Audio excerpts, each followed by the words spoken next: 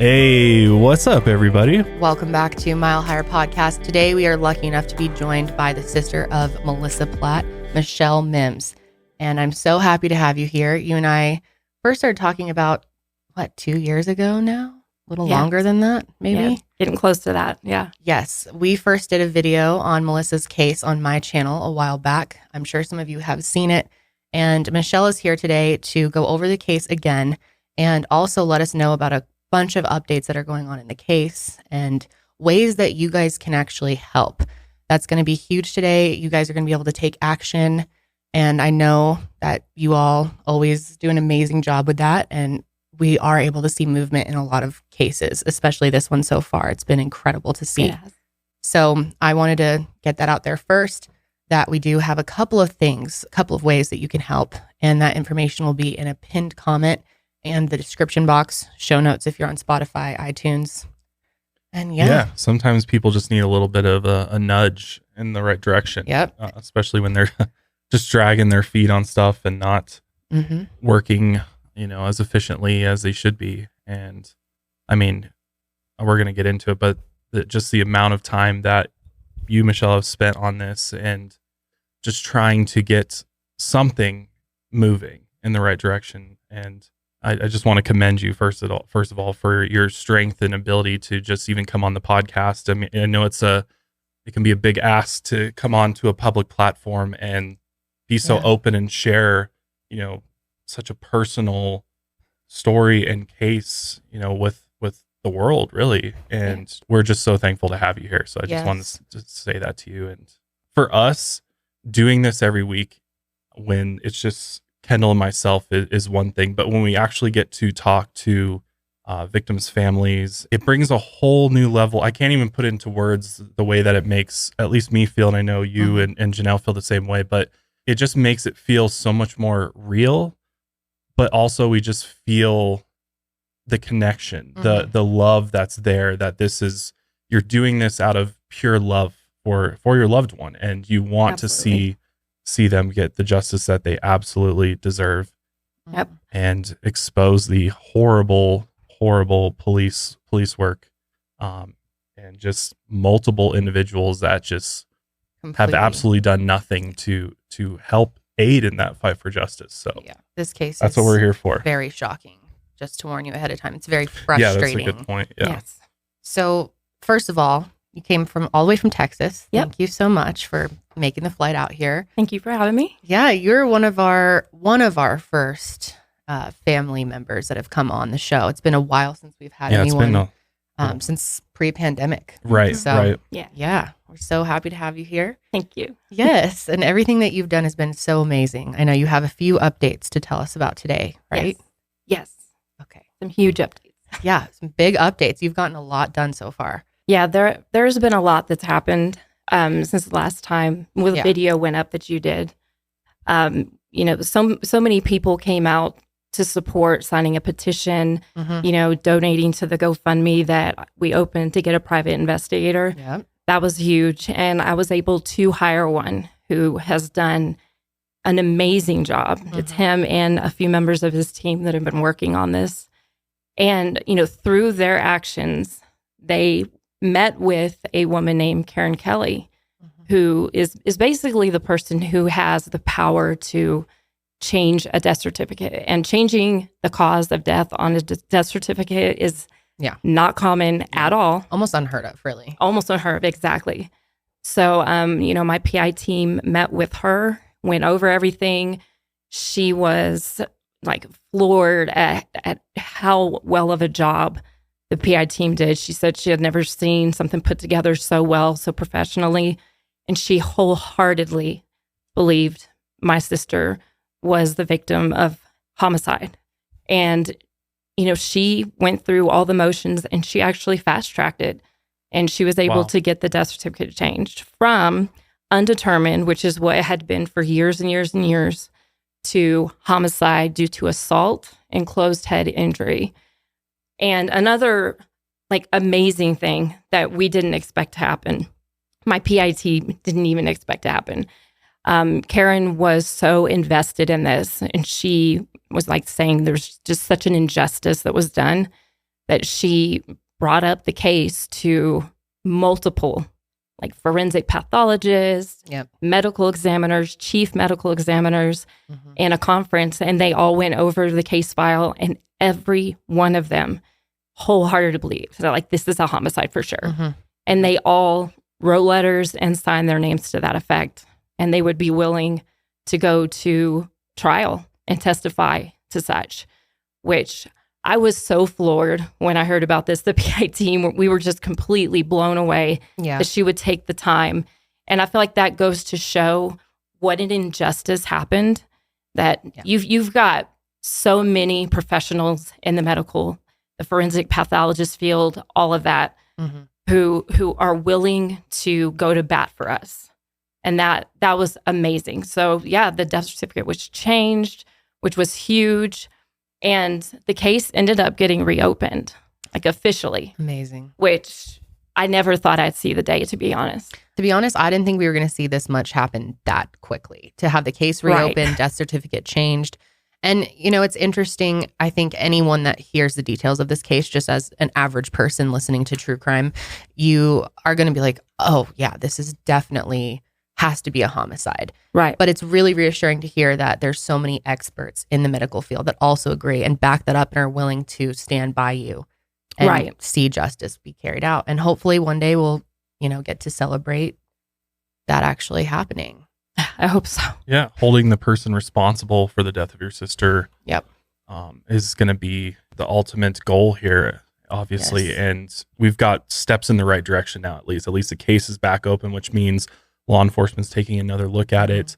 Hopefully different set of eyes this time, and hopefully the right people can piece together, the little information that was taken from the initial investigation and, get this to a grand jury and actually get charges brought against the individual responsible. Because, ultimately it's great to have, these little wins, but, to have true justice in this case, you want to see that person who is responsible behind bars for the rest of their life. Absolutely.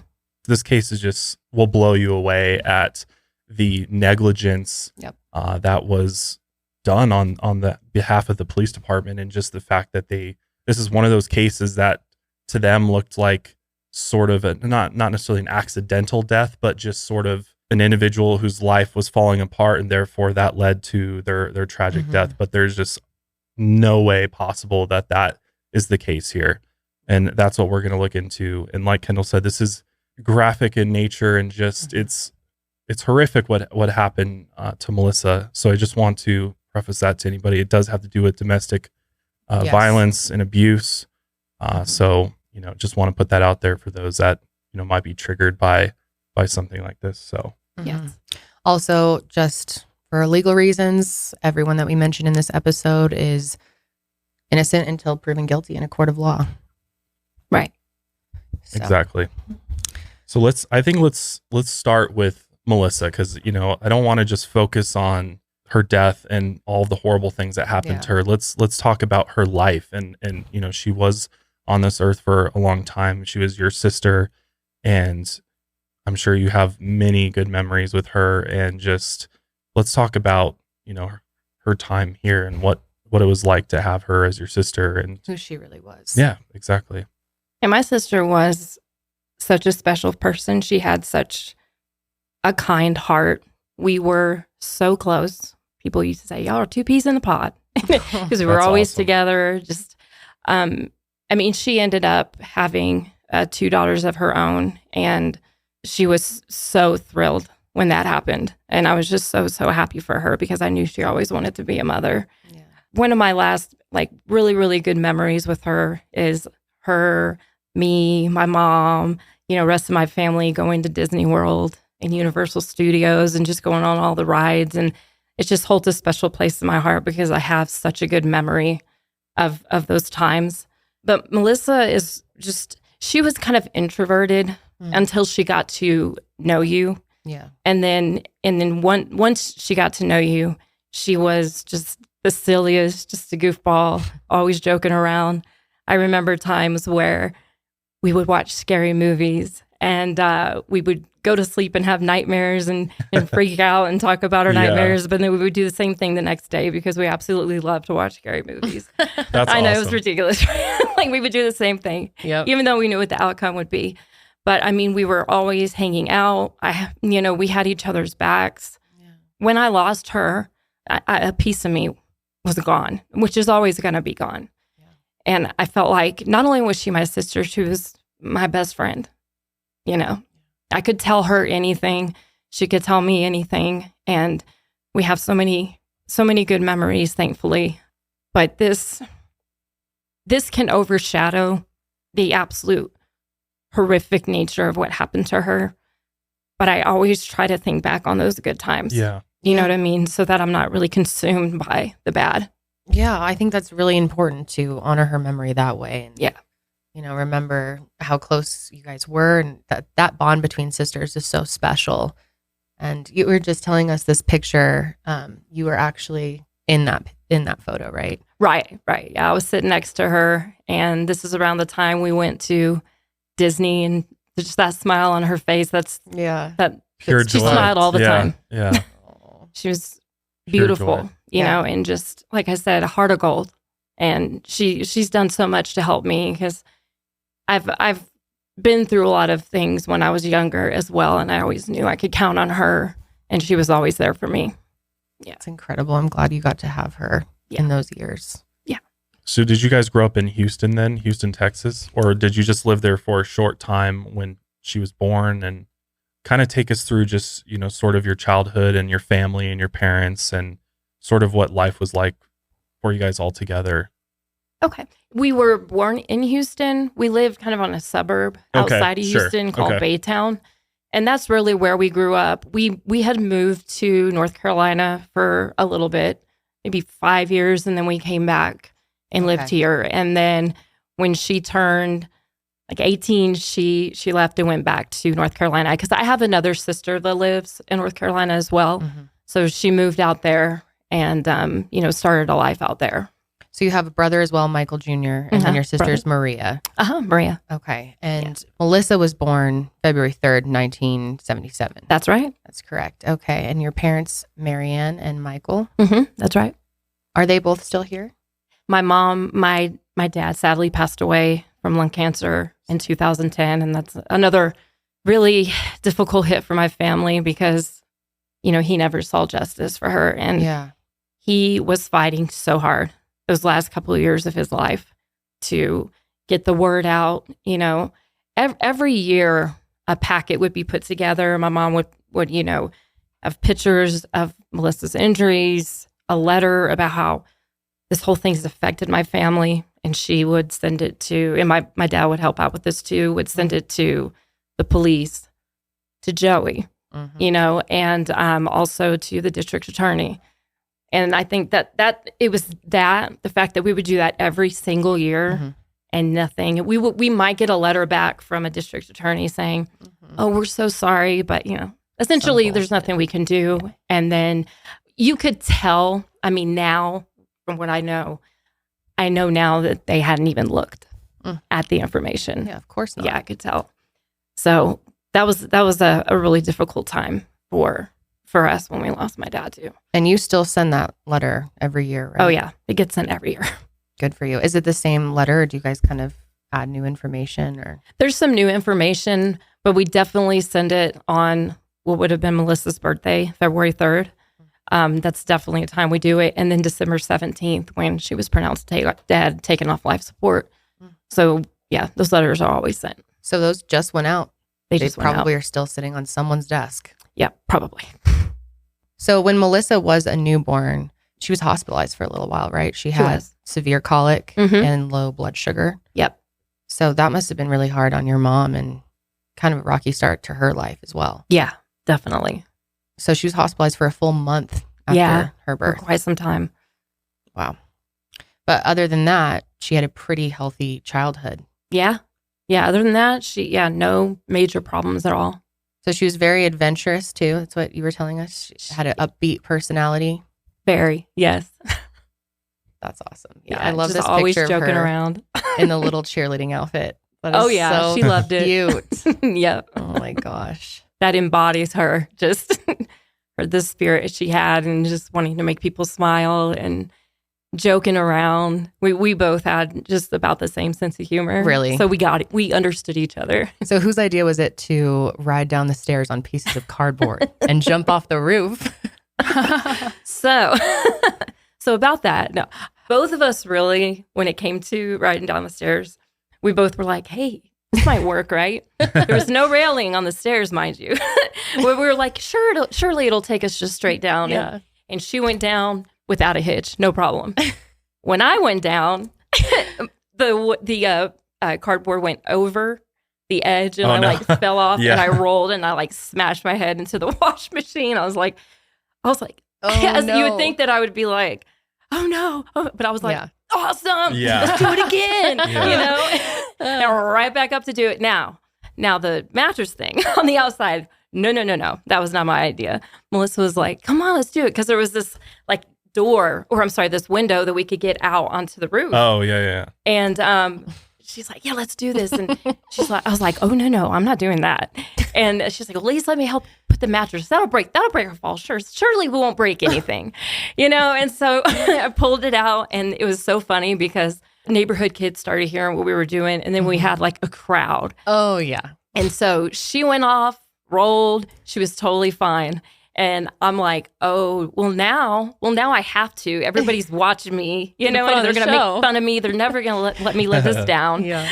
So it's like, let me go ahead and do that. And we would do silly things like that. Like we would do mud fights around the outside of the house, and just, mud, throw it at each other. And we were so dumb because we would throw and miss, and they would splat on the side of the house. So there was mud splats everywhere, and my mom came home from work. She's like, what's going on? I don't know, Mom. Kids must have done something. I have no idea how that got there. She's so like, funny. Clean it. Was Maria as adventurous as the two of you? Not in that way. No.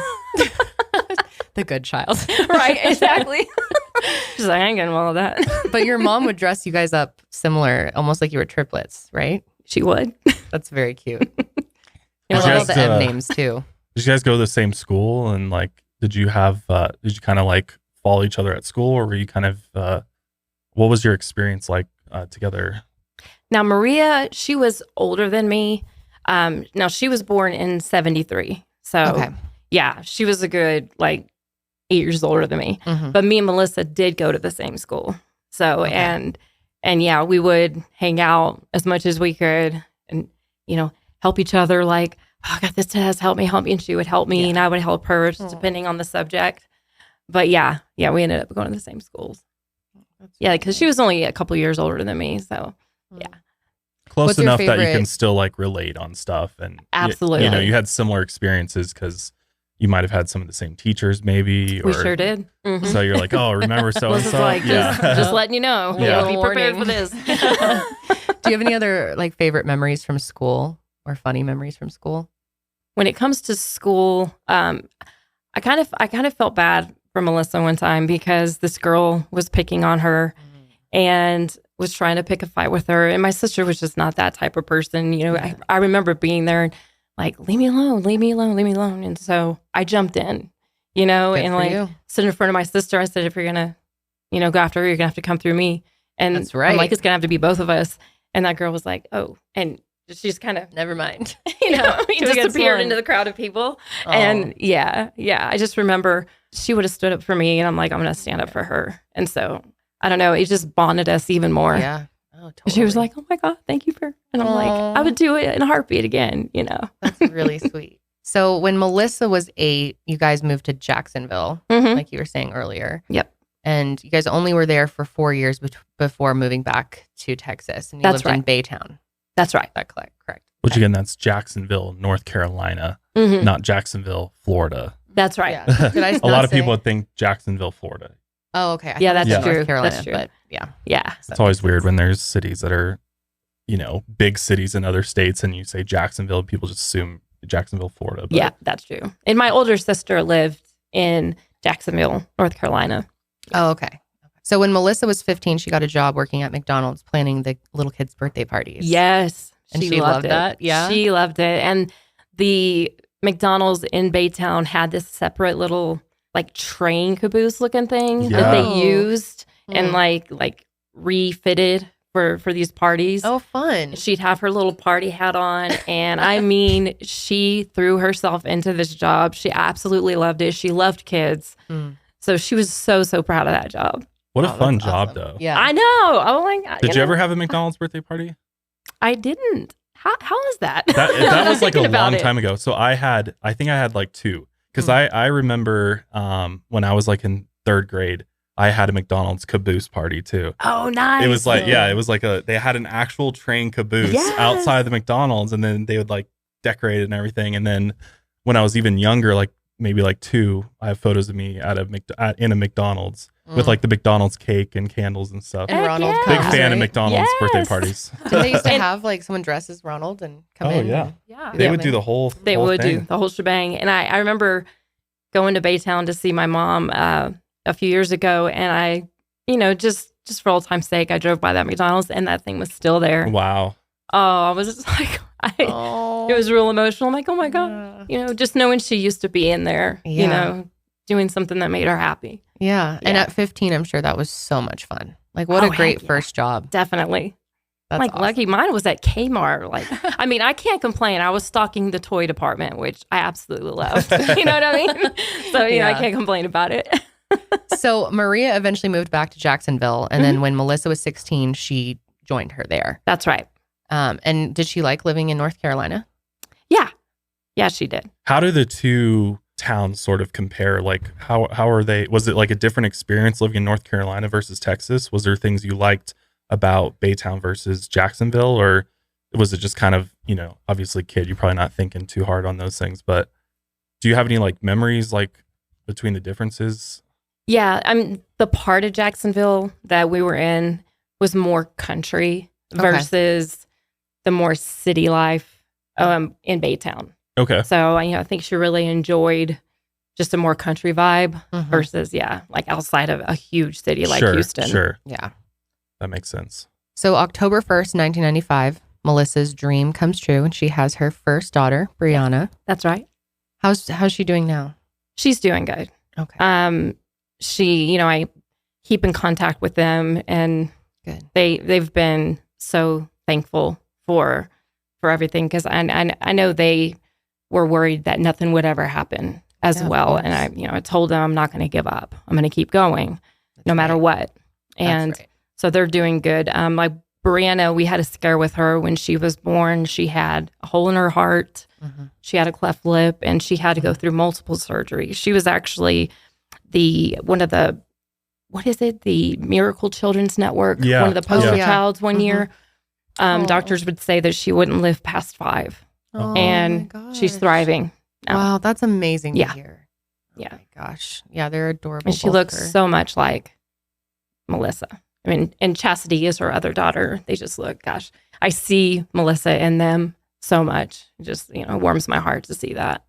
So when she was having those surgeries, they spent a lot of time at Ronald McDonald House, right? Yes, they did. It's an amazing charity. Yeah, they were a lifesaver at the time. I'm sure. Yeah. So was that happening in North Carolina then, or is that okay? North Carolina. Okay. Gotcha. And then in 2001, she got married and she had her second daughter, Chastity. That's right. July 4th, 2003. And then her and her husband got divorced in 2005. Right. What do you remember about that time? How was that for Melissa? I'm sure that was a very difficult time to go through. It was a difficult time. It wasn't the best situation, and I'm glad she finally had recognized it and, the toxic nature of it. Okay. Yeah. I'm glad she separated from that and got away. Unfortunately, as we all know, she ended up with somebody much, much worse, Also, side note, Melissa was an animal lover. Yes. She had a pet parrot named Alvin. Yes. That's amazing. She loved animals. Parrots are so cool. Parrots are cool. We had a parrot, the funniest thing. So, we'd wake up in the morning and the parrot would be like, psst. It would like make this psst sound. Oh, really? And I'd walk over to the cage and he'd be like, let me out.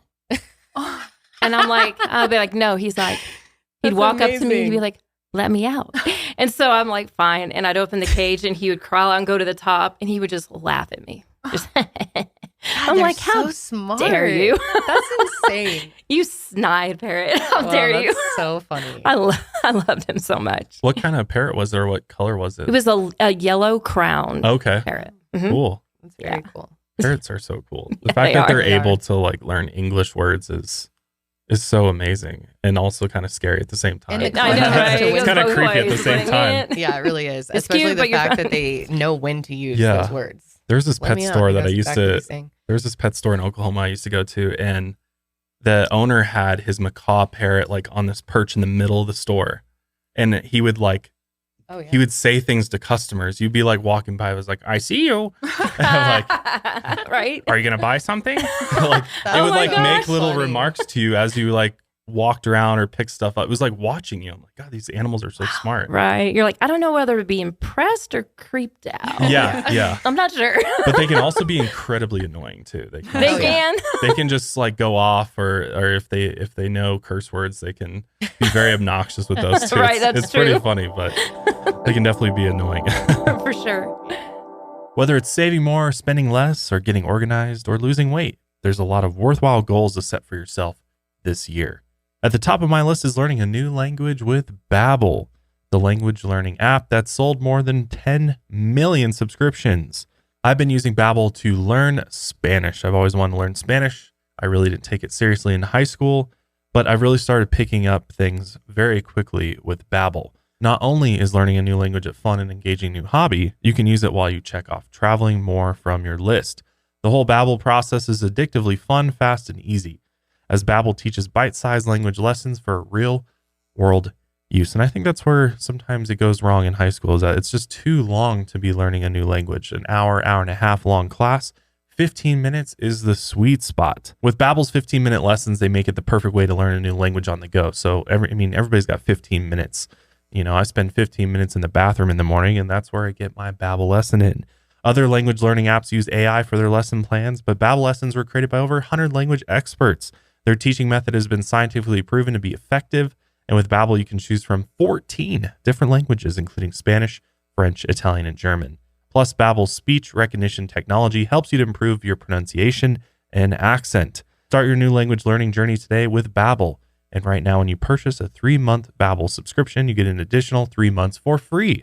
That's 6 months for the price of 3. Just go to Babbel.com and use promo code MileHigher. That's BABBEL.com. Use code MileHigher, because Babbel is language for life.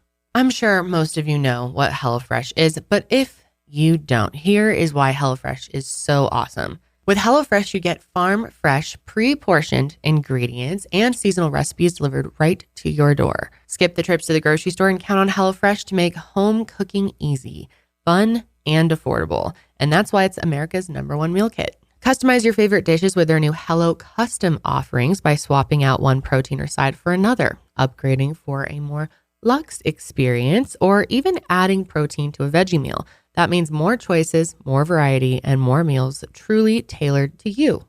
HelloFresh helps you cut back on time that you spend in the kitchen with meals ready in 30 minutes or less. Plus, their quick and easy meals, including 20-minute recipes and low prep and easy cleanup options, provide an even faster route to putting food on your table. HelloFresh is also 72% cheaper than a restaurant meal of the same quality. You can save on average $65 per month when you order HelloFresh instead of grocery shopping. That's money back in your pocket. Josh and I love HelloFresh because it just makes our lives easier. We don't have to think about what we're going to have for dinner that night. It's already in the fridge, ready to go with a recipe, and it's always easy. It's always delicious. It's a great service. So go to HelloFresh.com/MileHigher16 and use code MileHigher16 for up to 16 free meals and get 3 free gifts as well. That's an awesome deal. Go to HelloFresh.com/MileHigher16 with code MileHigher16 for up to 16 free meals and 3 free gifts. Okay, so in 2005, obviously this was a rough time. You know, she's just gotten divorced. She was also facing some legal troubles because she was charged with writing bad checks in Onslow County, North Carolina. Do you want to kind of elaborate on that, sort of why she did this, and, you know, sort of how that all went down. Yeah, she was experiencing some pretty bad financial situation, and she did go to the store and got food. Just wrote checks that she knew that she wouldn't be able to fulfill. And that's what that was all about.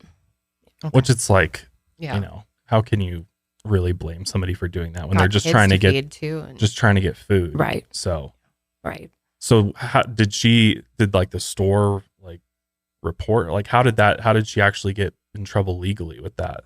My understanding is the store started it and contacted the police. Okay. And I don't know if they got with financial institution the checks came from.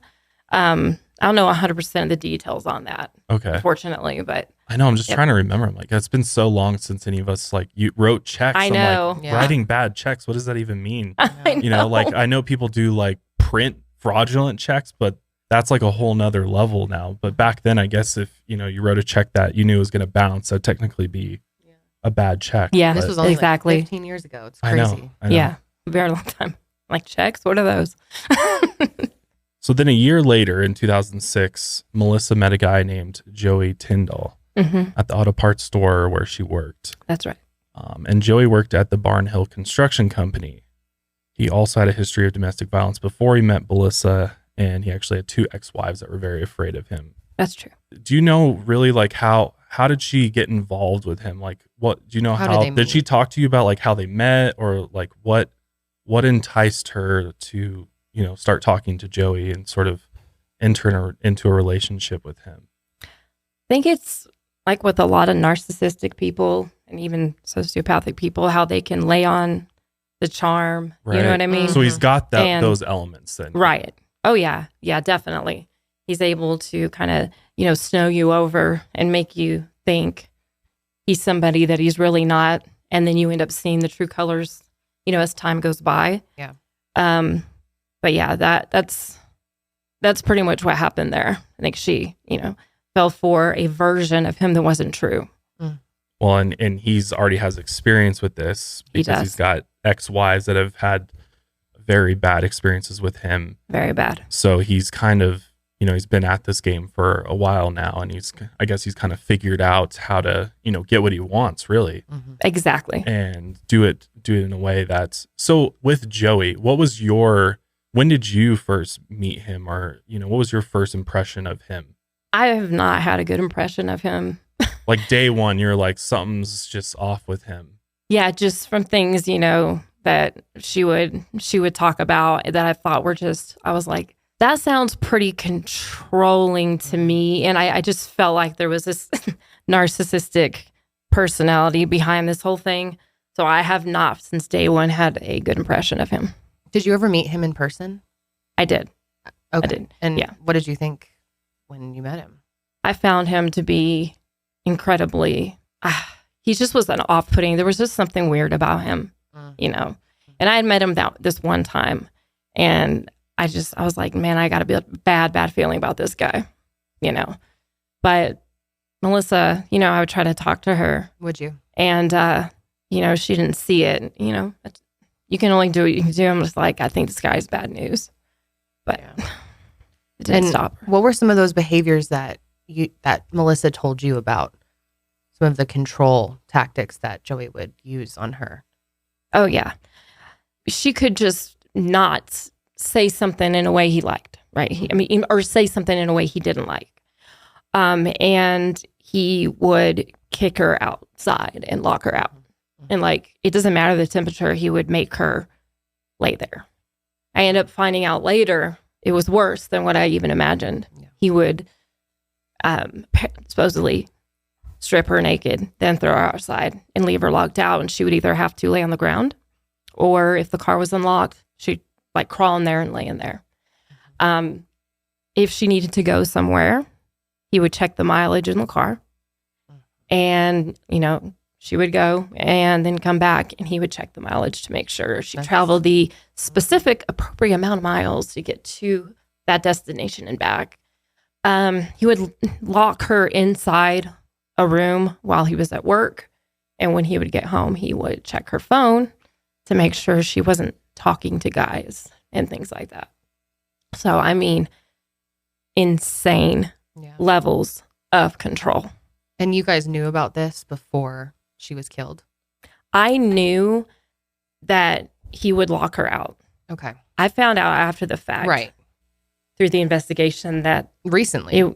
That she would actually be naked. And the whole thing about the phone and locking her in a room, I found all that out after. But I still knew. I do remember one time she said that he forcefully pushed her outside of a window and locked it. I mean, this is something she told me. And I remember I said, you have got to get out of this. You've got to. I mean, I offered to have her come stay with me even. And she left at one point. She came back to Texas. Oh, did she? I breathed such a sigh of relief. And I'm like, you can stay with me. I'll help you as much as I need to, help you find a job. I'll pay your way. I mean, till you get on your feet. I don't care what it takes. And then I don't know what he did or what he said. And I feel like my assumption is there was some kind of threats there. And she ended up leaving like in the middle of the night to go back and ended up back with him again. And I'm pretty sure, I'm 100% sure it was out of fear. Oh, definitely. I mean, it's so common too. Did this behavior on Joey's part start from like the beginning of their relationship, or was there ever a period where she told you that everything, well, I guess she probably would have told you everything's fine when it wasn't fine. Yeah. But and that's the hard thing is it's like, we probably don't know with 100% certainty if it was like that from the very beginning or not. Right. Exactly. She's in a whole other state and I can only go off of what she says. Right. I mean, apparently there was a small period of time, but I don't even know if that's real or if she was so embarrassed or too scared to say something. Yeah. I mean, just based on Joey's past, I think it's probably fear. I mean, just immense fear to the point where even just after getting to know somebody or getting into a relationship. Let me back up a little bit. So Joey lived in a single wide trailer on Rex Howard Road in Pink Hill, North Carolina, which is about an hour away from Greenville, North Carolina. That's right. And Pink Hill, if you look it up on the map, which I did, it is a teeny tiny town. Very. Looks like mostly just farmers and, What were you saying, like population? Yeah, it was a little over 500 people. Yeah, there's like very not small. even, I doubt there's more than like one or two stoplights in that whole town. Right. Probably, and I think the population's about the same today. I mean, it's not much different. So do you know at what point she moved out there with him or did she ever like claim residency as at Joey's place, or was it sort of just, she just went to stay with him because they were in a relationship and it just made sense because, how did he get her out to Pink Hill? Yeah, I don't know if she claimed residency. I feel like he wanted more control over her, so he somehow enticed her and got her to come and live there. And then that's when he was really able to control every move. He didn't want her having a job, so he wouldn't let her have a job. Like he wanted her home all day, and he wanted to monitor. That's why I found out he was locking her in a room there while he went to work. Like it was okay for him to work, but not okay for Melissa to work. He didn't want her meeting anybody.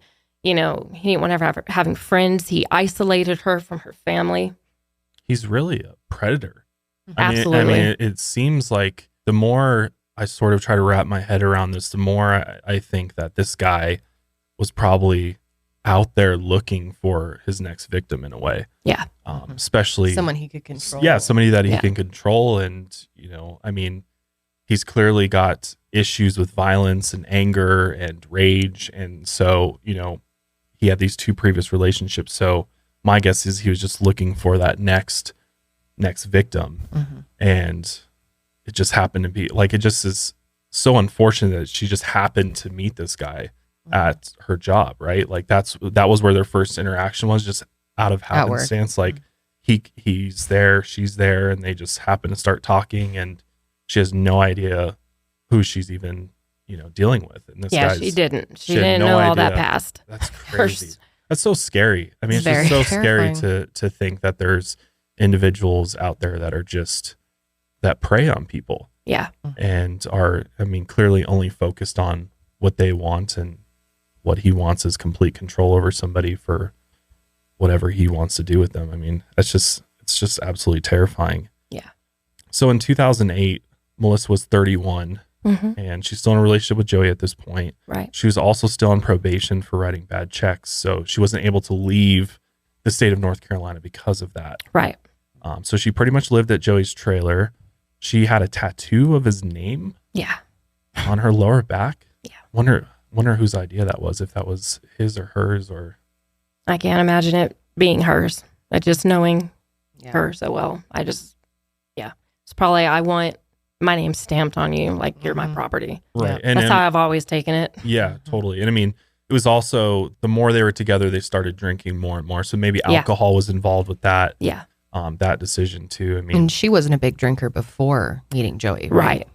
Okay. Right. Well, I do know Melissa did not want that kind of life, and she would go to rehab because she wanted to better herself, and he would call her in rehab and basically threaten her to come back. And, if she didn't, he would do this and he would do that to her. He would go pick her up from rehab. On the way home, he would stop and get liquor, and he would take her home and pretty much force her to drink liquor and get her liquored up. Unfortunately, I think that's an experience that a lot of people have, and that sometimes you get introduced to alcohol or drugs through someone else. And especially when you're in a relationship as stressful as the two of theirs, I can see how that would have been a coping mechanism for her as well. It really was. She said she felt so dead inside from everything going on. She just had to numb it in some way, the constant just berating and control and, when you're getting treated like that, I mean, I don't know how you deal with that mentally day in, day out without having some sort of way to medicate yourself or just allow yourself to escape for even a moment. I mean, to be trapped in I'm just thinking how horrible it must have been to be trapped in a single wide trailer with this guy. Yeah. And that's your life day in, day out. Yeah. And he's got you isolated in this teeny tiny town in the middle of nowhere. Yep. Away from your family, away from any sort of support system. So she wasn't seeing any family members during this time at all. Like nobody was able to see her. Yeah, it pretty much stopped. Wow. Yeah. That's crazy. And my mom would call, she sleeps, she can't come to the phone. I mean, this ties into when we get to the point of when the day that she was found. So I can elaborate on that when we get to that part, but you would lie.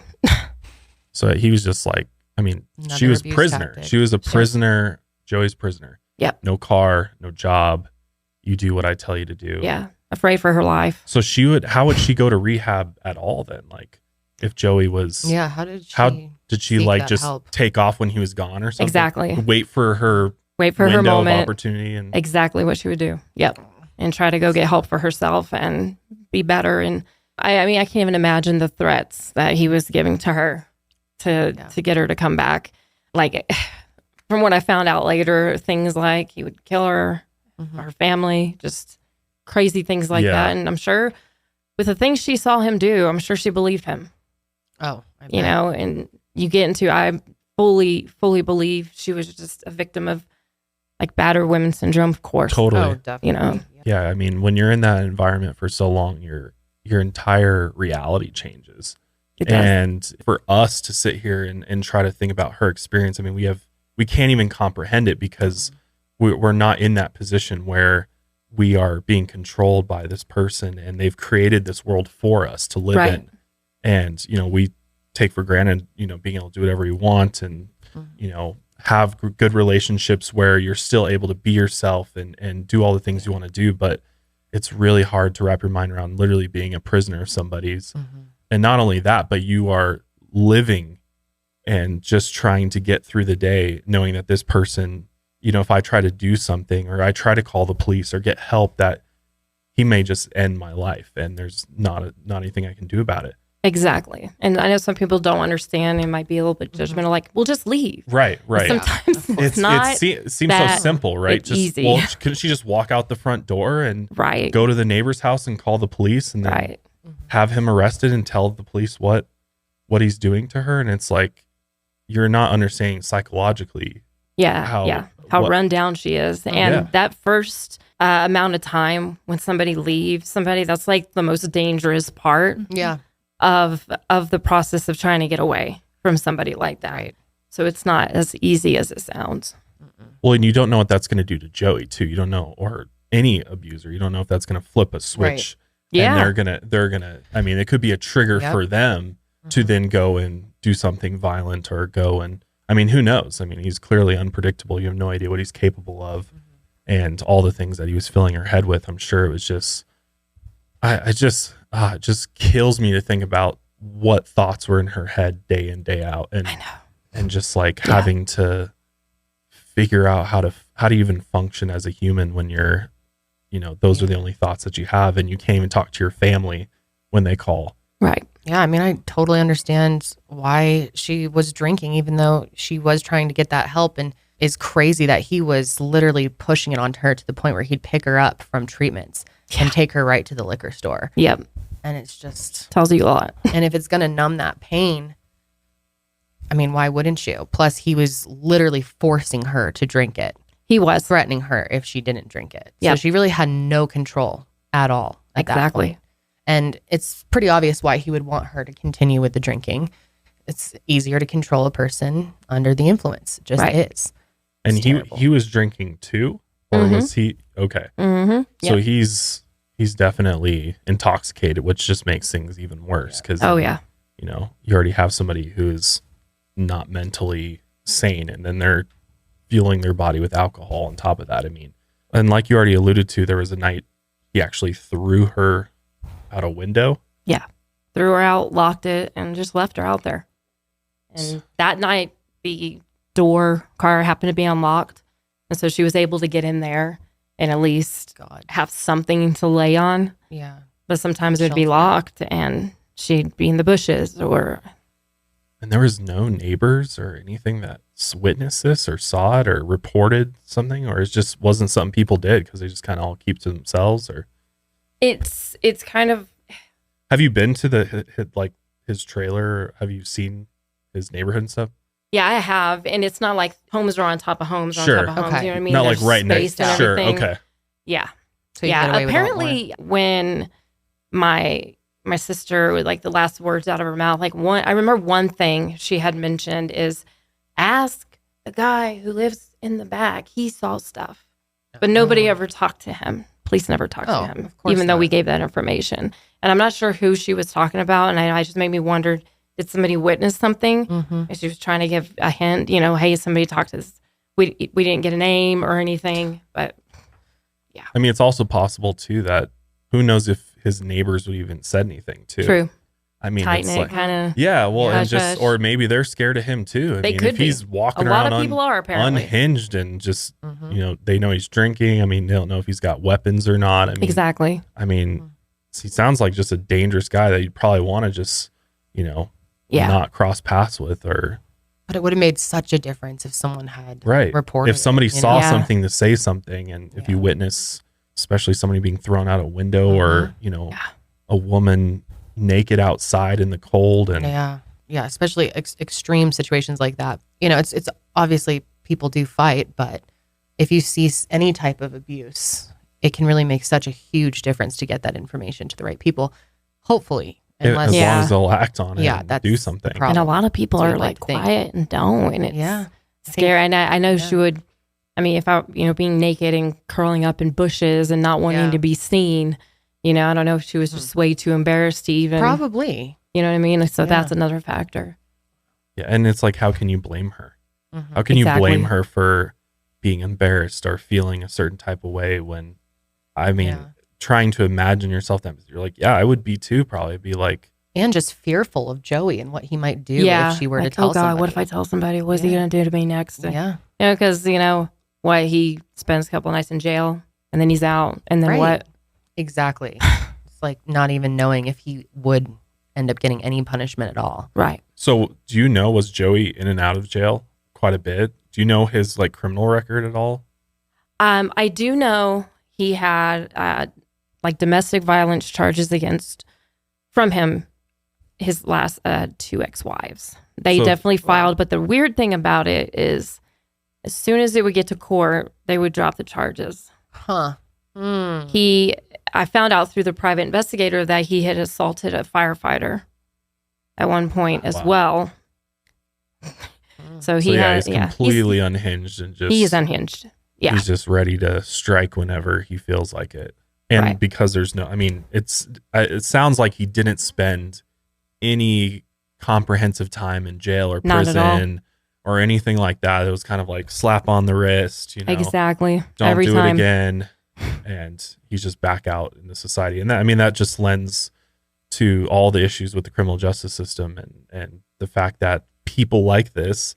I mean, I know there's some states that have like zero tolerance policy, and like if you commit a domestic assault and you're convicted of it, there's minimum prison time for those types of charges. I think Colorado is one of them. Maybe even Nevada. I know there's a couple states out there, but I know some other states it's way more lax than others. Like they treat it much differently, whereas other states will. I mean, you get charged with this, you're going to go to prison for that, right? For some time at least. Mm-hmm. But to just kind of pop in, pop out, pop in, pop out. I mean, what does that teach that person? That I can do whatever I want. Yeah. I can talk myself out of anything. Yeah, whatever. Night in jail, Seriously. No big deal. It's just there's not the appropriate checks and balances here. Mm-mm. So the one thing that this blows my mind is that Melissa was shot. Yeah. Can we talk about that? Yes. Do you want to explain that? Because you were just telling us some other details about that. And of course, everything that Michelle is sharing here today when it comes to Joey is alleged. Mm-hmm. We just have to say that for legal reasons. But yeah, can you tell us more about what you know about when she was shot? Yeah. So, after she passed, we requested all of her medical records. And within those medical records, we found a time where she had been shot. And she had been shot in the weirdest angle that supposedly she shot herself. Or so that was the official story. Right under her collarbone. Yeah, right under it. Mm-hmm. So in the weirdest spot. I mean, you would have to with a gun. Right. So I knew something, and I'm sure she was just covering for him because, of who he is. So through the private investigation, and a different ex of my sister's came forward and provided a lot of information, actually. And he said that Joey was being absolutely horrible to Melissa, fighting, threatening her. She ran into the bathroom. And again, this is a single wide trailer and very thin walls. And that he got a gun and shot through the door directly into where she was. And then that's how she got shot. And, went to the hospital and got assistance for that. But was said, I shot myself. But it never made sense when I realized where it was. And then hearing what she told an ex-boyfriend of her that happened, that made complete sense to me. Mm. I from the beginning, I'm like, Joey did this to her. That's got to be it. But it all lined up when I found out what the ex-boyfriend said. So that's crazy. You guys did not know about it when it actually happened. She kept that from her family. She did. I'm sure he threatened her. Oh, absolutely. If you speak of this, you don't even want to know what's going to happen. Yeah. Oh, absolutely. At that point, and I'll put it past him. Her fear's got to be higher than ever. Right. Now he shot me. What else is he going to do?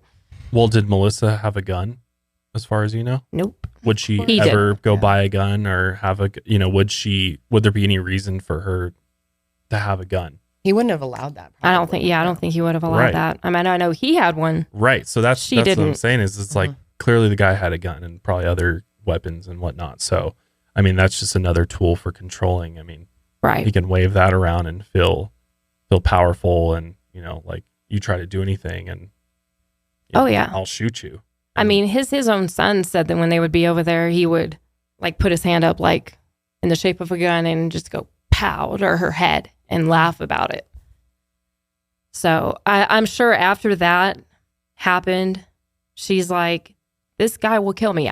He was probably, I mean, again, allegedly, I think he was trying to kill her at that point. and why would you shoot at somebody in that direction where you know they're at when you can obviously kill them?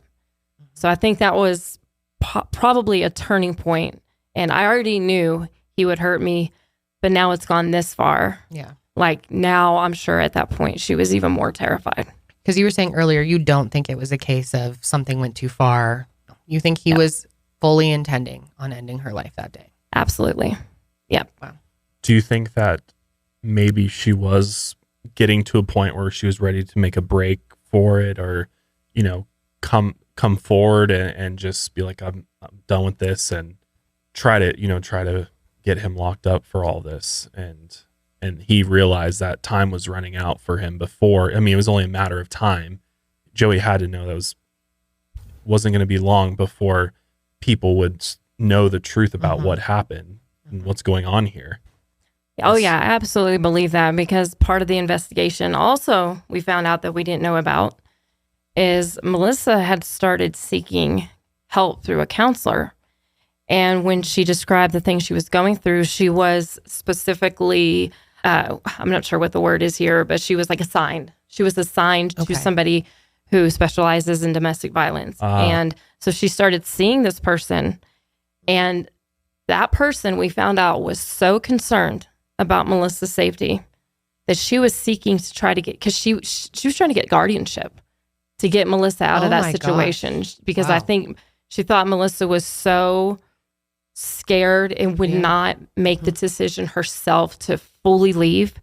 We found out this woman had started doing paperwork to try to get guardianship, and we never knew any of this until the private investigation. So if that tells you anything, so I really do think she was finding a way to come see somebody, and I am, telling them everything that was happening. And there were horrific details of things that she said Joey did to her that are on record with this counselor. And I don't know, I was blown away because I had no idea. So it could have been he found out maybe that she was doing this somehow. Maybe she was doing it when he was at work, sneaking away, and he somehow found out, and that was it. So was the PI able to get some of those records from the counselor? Yes. Oh, okay, that's great. I had to do some request of records from a family member. Had to do it to where I gave permission for them to give everything, and they have that paperwork. Okay, and have you ever spoken to this counselor? I haven't personally. Just my private investigation team has talked to them. Interesting. I'm so glad they were able to connect. But that's important that they're putting these pieces together, because they're really they're really creating the timelines. Because when we get into the investigation and what the police say happened, I mean, it makes absolutely no sense. But now that you have these additional pieces of evidence, you can really put them together, and you can really prove that she was trying to leave this abusive relationship, and she was taking steps to do so. And looking at all the things that Joey did that were controlling. I mean, you went through her phone, you would track the mileage on her car. Yes. I mean, who knows what else there was too. I mean, he could have had other people looking out for her. I mean, exactly. You have a tracker. I mean, who knows? I mean, this guy's insane. So you never know what he could have been doing.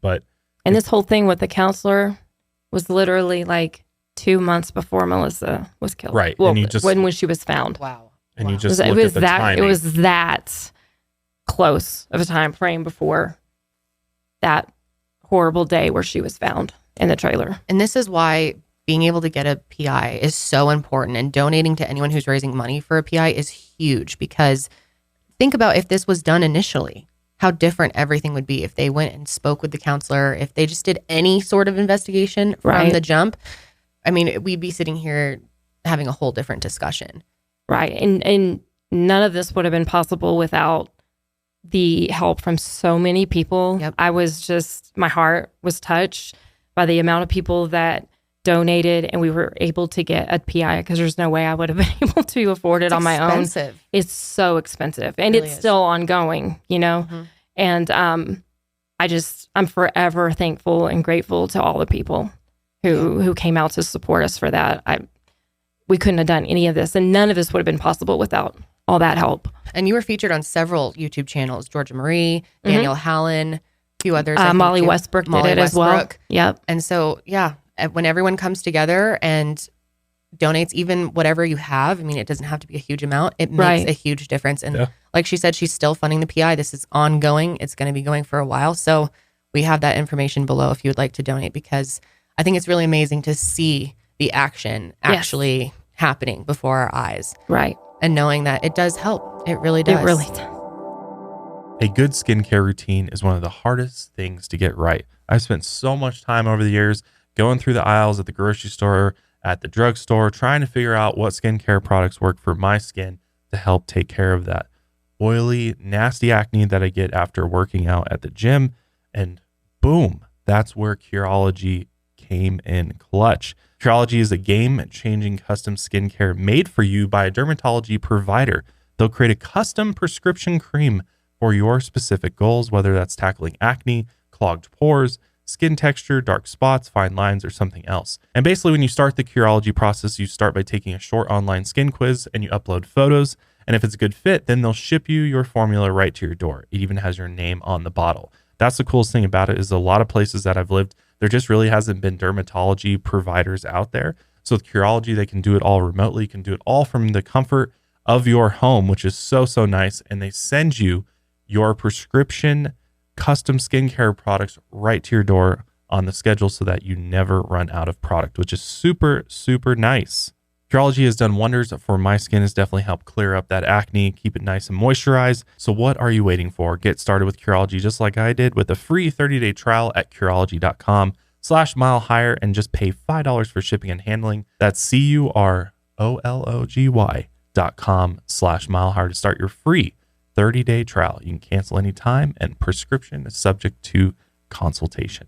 When it comes to looking good, Stitch Fix has you covered. Say goodbye to endless browsing and hello to fresh picks curated for your taste and size. Whether you need date night dresses or cozy loungewear, Stitch Fix can help you refresh your look. You can schedule a fix and a stylist will send you 5 pieces that fit your style, your size, your price range, and there's no subscription required, which is awesome. You get to keep what you like and return the rest. It's super, super easy. I have been a Stitch Fix customer for at least 4 years now, and I am a huge fan because of how easy it is. And what's so cool is I was able to switch my account into like maternity mode, and now I'm getting maternity clothes, and it's going based on how far along I am, which is really awesome. It makes shopping so much easier. I truly love it. I pay for my own subscription, and it's just fantastic. To get started, take a style quiz from Stitch Fix so that they can learn your preferences, your favorite colors, your preferred fits, and price ranges. It's the easy way to get items that are just right for you from brands that you know and trust, like Madewell and Sanctuary. It's time to get looks that are so you. Get started today by filling out your free style quiz at stitchfix.com/milehigher and take advantage of free shipping and returns. That's stitchfix.com/milehigher to try Stitch Fix. stitchfix.com/milehigher. Most cat litters make it hard to take care of my cats. They get super clumpy. The dust goes everywhere. I've got asthma, so obviously that dust, breathing that in is not good for me. It's really not good for anybody. And all the clay litter out there just doesn't trap the odors very well, no matter how much they advertise they do, which made my whole basement stink like a litter box. My cats and I deserve a litter that works for us and not against us. That's why I use Pretty Litter. Pretty Litter's crystal formula is lightweight, ultra absorbent, and long lasting, which is my favorite part. Less scooping. It traps odor instantly and it doesn't clump. The super light crystal base is virtually dust free, minimizing mess. Plus, Pretty Litter's crystals last up to a month, which means less scooping for me. Here's the smartest part about Pretty Litter though. This is what makes it truly unique. The crystals change color to help detect early signs of potential illnesses in my cats, including urinary tract infections and kidney issues, which is really, really great because cats, they don't ever tell you when they're upset or they have some sort of illness or they're just hurting inside. Pretty Litter has changed the game for me and my cats, and it will do the same for you. I can promise you that. Pretty Litter gives me that peace of mind as well, knowing that if there is an issue with my cats, that I'm going to be able to detect it, hopefully in time for them to get the help and care they need. Pretty Litter works for me, trapping odors, not clumping, and gives me a peace of mind, and that's why I love it. You and your cat will love it too. Just go to prettylitter.com and use code MileHigher to save 20% on your first order. That's prettylitter.com. Use code MileHigher to save 20%. Again, that's prettylitter.com. Use code MileHigher. Okay, well, we're about to get into some pretty intense details of this case. So just a warning to everyone out there. So on October 3rd, 2008, Joey allegedly beat Melissa severely and left her wrapped in a blanket on a mattress in his trailer. Melissa was in excruciating pain, but Joey did not try to get her any sort of medical attention or help of any kind. He literally just left there alone for days on end while he just went about his normal daily life. Would just go to That's work, right. right? Yeah. Like nothing happened. Like nothing happened. He didn't let on to anybody that anything was going on. But your mom was calling because she was like, I haven't heard from her. Right. So something's going on. Yeah. Yeah. She called and Joey answered at one point and said that she just wasn't feeling good. He said, oh, she fell in the bathroom, but she's okay. Mm-hmm. Which tells me a lot because the amount of injury she had to say that, oh, but she's okay. But she's sleeping right now. And we're like, is she okay? Are you sure she's okay? Yeah, she's totally fine. Just sleeping. And then If she's okay, then why can't she get on the phone for a Exactly. minute to just say, hey guys, I'm okay. I fell. exactly. Like you guys are obviously like, this makes no sense. This is Absolutely. Yeah. It's like, Honestly she's asleep scary. right now. Okay. And then called back, rang, went to answer machine back when answer Right. machines were Right. a big thing. Yeah. Left a message, called back again. You could tell he had taken the answer machine off because it just rang at that point. And Wow. at that point, we're like, nah, this So- is Something this is bad's weird. going on. very weird. So that's when a welfare check was called in. So your mom called her probation officer, That's right. which I mean, thank God she did. Yeah. Because Because he's very close. And she's like, can you just swing by there and check on her? So probation officer on October 8th visits Joey's trailer. Yeah. And that's when they find Melissa barely alive Yes. inside, covered head to toe in bruises. Head to toe, truly. She was absolutely covered in bruises. Yeah. And huge ones too. Yeah, these aren't just like little bumps and bruises. These are- Michelle did want us to show the images. I think it's important, like you said, Yes. for people to see the severity of this attack. And just a warning ahead of time, though, they are very disturbing to look at, very upsetting. well, not only that, but she's found lying in her own urine, Mhm. feces, other bodily fluids. She's lethargic and obviously suffering from extreme pain. Yeah. And I mean, I can't even imagine what that must have been like to see her like that and just realize, I mean, everything really comes together very quickly. I mean, this is not just, what Joey's saying. This isn't an accidental, this is something really serious that just happened. So her probation officer immediately called the paramedics. And you want to talk about what the paramedics said and just And first of all, before we go forward, how many days do you believe she was lying there? Based on what the doctor said, they said anywhere from 6 to 11 days.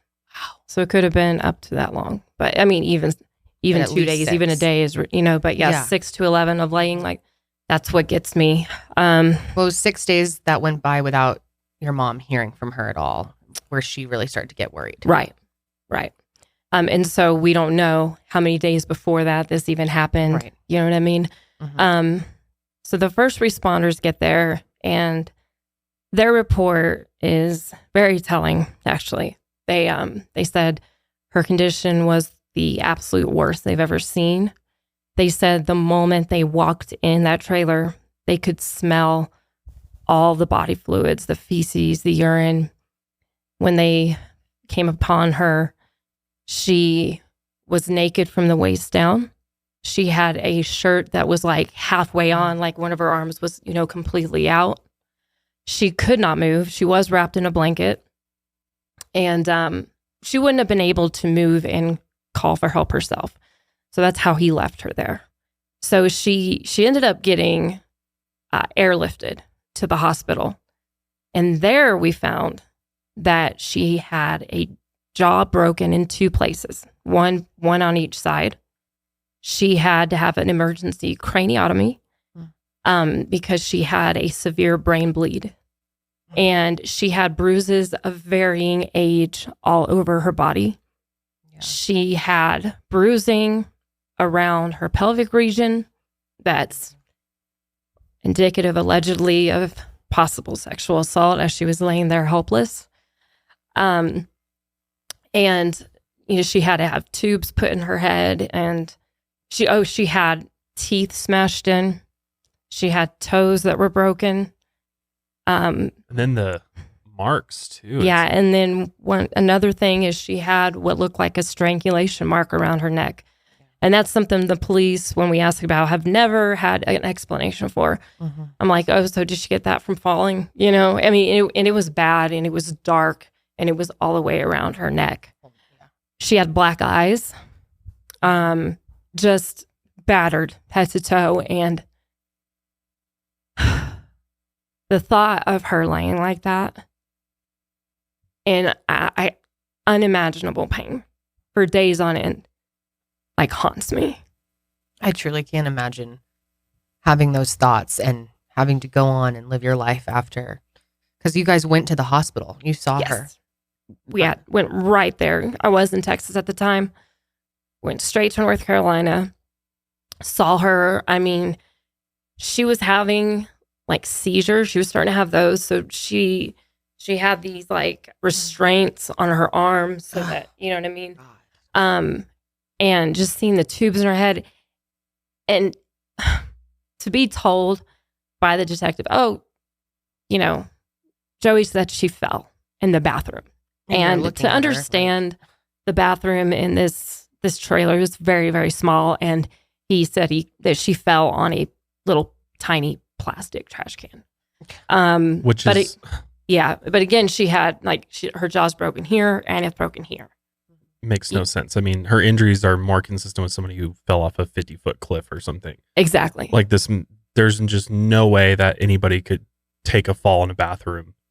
Exactly. And end up with these injuries. And I just want to point out too that when first responders get there, so obviously paramedics are dispatched, police are dispatched. It's interesting that the paramedics pretty much know right away, what's going on here. And the doctors, the medical staff, even like you said, talk to you about that. Mm-hmm. And this is very clear, a very serious case of abuse. That's exactly. It's in their report too. They clearly said this is a, 31-year-old female who's the victim of prolonged abuse. Mm-hmm. I mean, they wrote all those words in there. Mm. I mean, it was apparent to anybody who looks at her. Yeah. I'm like, what are you trying to say? Did she get up, fall, get up, fall, get up, fall, get up over and over and over? Just bang herself on the wall? I know. What? Can you explain to us how that one officer told you she broke her jaw in 2 places by falling? Yes. The Captain Oldenburg was his name at the time. He told my mom, because my mom was like, well, how did she get a jaw broken on 2 different sides? He said, well, maybe she fell and, hit her head on the toilet this way, and it made her bounce up and her turn and then hit this side. My God. I didn't understand why they were trying to justify Joey's story that she fell in the bathroom so much. It made no sense to me. And even the detective at the time, his name was Braden. I remember being in a room with him at the hospital, and I was just getting confused. I said, well, are y'all going to arrest him? This is pretty clear case of abuse. Mm-hmm. And he's like, well, we have to investigate. I said, okay, how about negligence for leaving a human being in your home suffering like that? And he had the nerve to tell me that, oh, Joey was taking care of her. I'm like, how was he taking care of her exactly? Well, he was feeding her and keeping her hydrated and all this. And I'm like, how can you eat with a jaw broken in 2 places? And he said, you can eat with a broken jaw. And he got up and he left the room. That's the attitude we were dealing with. You've got to wonder why. They're why? Exactly. You went into this for a living. I mean, it's so hard to wrap your mind around how that could immediately be the attitude that you're met with. Oh, yeah. And yeah, of course. And I was just like, my jaw, I was just flabbergasted. I could not believe that interaction just happened. Mm-hmm. And he really didn't want anything else to do with talking to my family. And it's already so much for you guys to process as it is, what's going on, and then process what these people are telling you during these moments. So when you first found out that she was hospitalized, did you have any idea how bad it was until you actually got there? Not until I got there. I mean, I heard some things, Oh my God. but when I got there and I saw her, and one of the hardest things I've ever seen in my life. I could not believe what I was looking at, and all the doctors they had warned me before I went in to see that they said she's in really bad shape, you know? And so when I saw her like that, I'm like, okay, I'm talking to a nurse and I'm talking to a doctor, and they're like, we are so sorry that she has been the victim of prolonged horrific abuse. And they're like, that's when they were telling me there's bruises of varying age, and they're saying big ones. Yeah. So this is prolonged. You can see it in the pictures. You can. The different shades in the bruising. Yeah, different shades. Some very dark ones, and there's some you can tell are healing. Yeah. Like I said, her toes were broken even. Her teeth were smashed in. Horrific injuries from head. And it's no exaggeration. It's head to toe. Yeah, I'm just so sorry your family had to go through that experience of seeing her like that. That was hard. Absolutely horrific. And she was supposedly interviewed by the detective who claimed she said this, she said that. Oh, Joey didn't do it, whatever. Exonerated him or something. There's no proof of this. There's no record of him even being there and interviewing her. I just know my sister was able to muster up enough energy to talk to my mom and my other sister.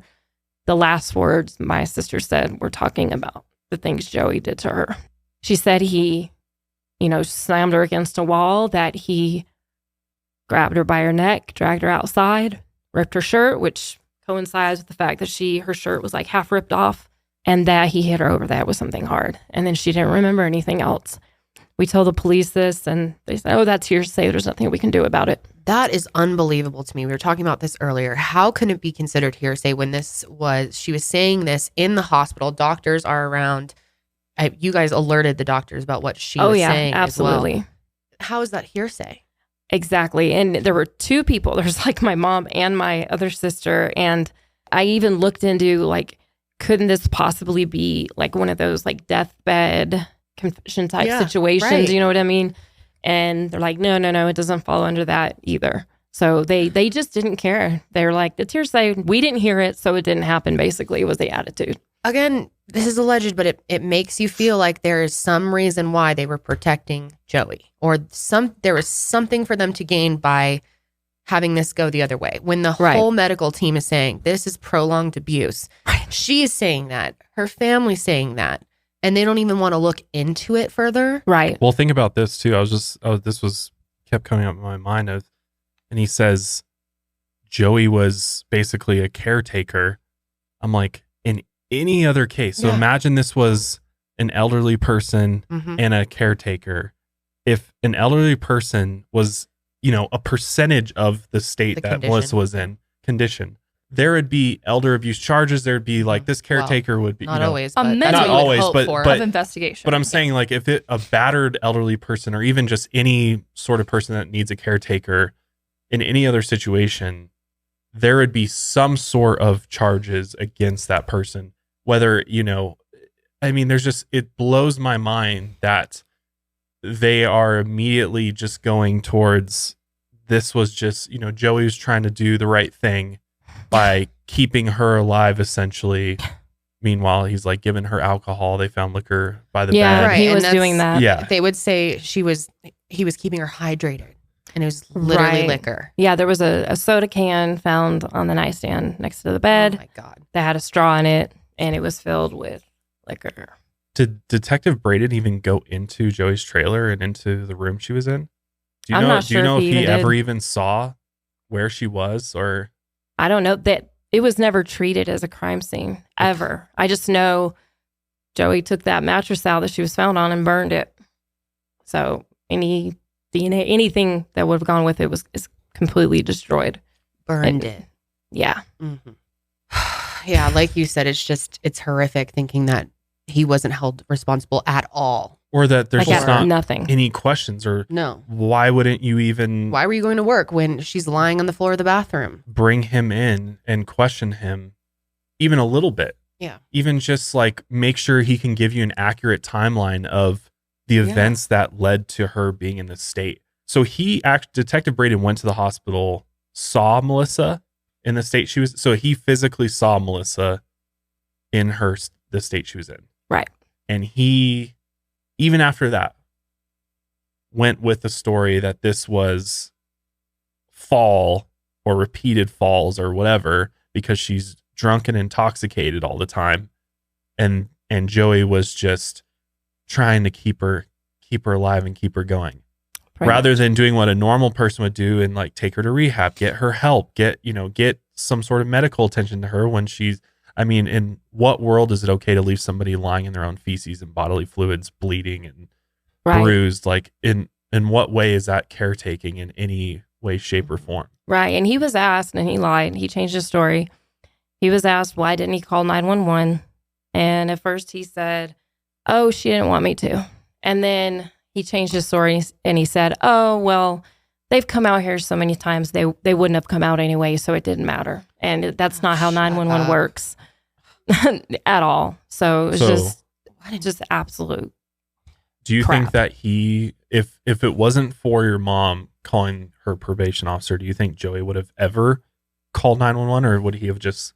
Oh, absolutely not. Just let it ride out and see, I think he would have left her there. And what really gets me is when she was in the hospital, the doctor said, see, what was happening and what was kind of unseen in her head, though, was a brain bleed that was going on. There was all the outward horrible injuries, and you could tell that she needed help. I mean, nobody sits there and goes to the bathroom on themselves, because they can't move. Mm-hmm. But she had a brain bleed, and the doctor said if she would have been brought in day one, she would probably have made it and still be alive today. But him leaving her there, and that brain bleed just kept going and going, day after day, damage after damage after damage. He is completely responsible for her death. Absolutely. Yeah, just in that sense. Just in that sense alone, not even counting all the other horrific injuries. Even that. So you add that on top of everything else, he's completely responsible for it. You would think there'd be something he'd be culpable for in that situation. And that has got to be so just infuriating to you and your family. Did you ever feel like just raging on the detective? Like, if it were me, I'd be so angry. I'd be so pissed. How'd you even deal with that? Like, hearing him say that to you, like, how do you not just get angry and upset? And I was so angry. At first, I was just so shocked. Like, I couldn't believe what I just you're like, heard. What? I'm like, wait, did I just hear that right? Yeah. And he took off, but I kept pressing when I saw him again. I'm like, no, you can't eat with a broken jaw. No, he was not taking care of her. Something needs to be done. Why aren't y'all doing something? And I wanted to rage bad. But you got to maintain some sense of, when you're getting some bullshit answers like he's giving. I know, it's right. It's like, but it's like you don't want to make them more angry or exactly. make them not want to like, help shoot, you. I'm not dealing with this. Well, So it's shock. It's shock too. in. I mean, you're in shock in the whole situation, and just I think you're also hoping that they're going to do the right thing. They're gonna, at that point, you're still hoping that they're going to go investigate it like they say they're going to, and that ultimately they're going to arrest him. Right. But they didn't do anything that they should have in order to make sure they could charge him and have the evidence they need to prosecute him in the court of law for all of these crimes that he's committed. But they did none of that. None of it. And then they closed that case quick. Like they were just done with it and did they ever move on to the next. What was their thoughts on the medical examiner's ruling? Like, what did you ever have a meeting with them about that? Like, well, the medical examiner's saying it's undetermined.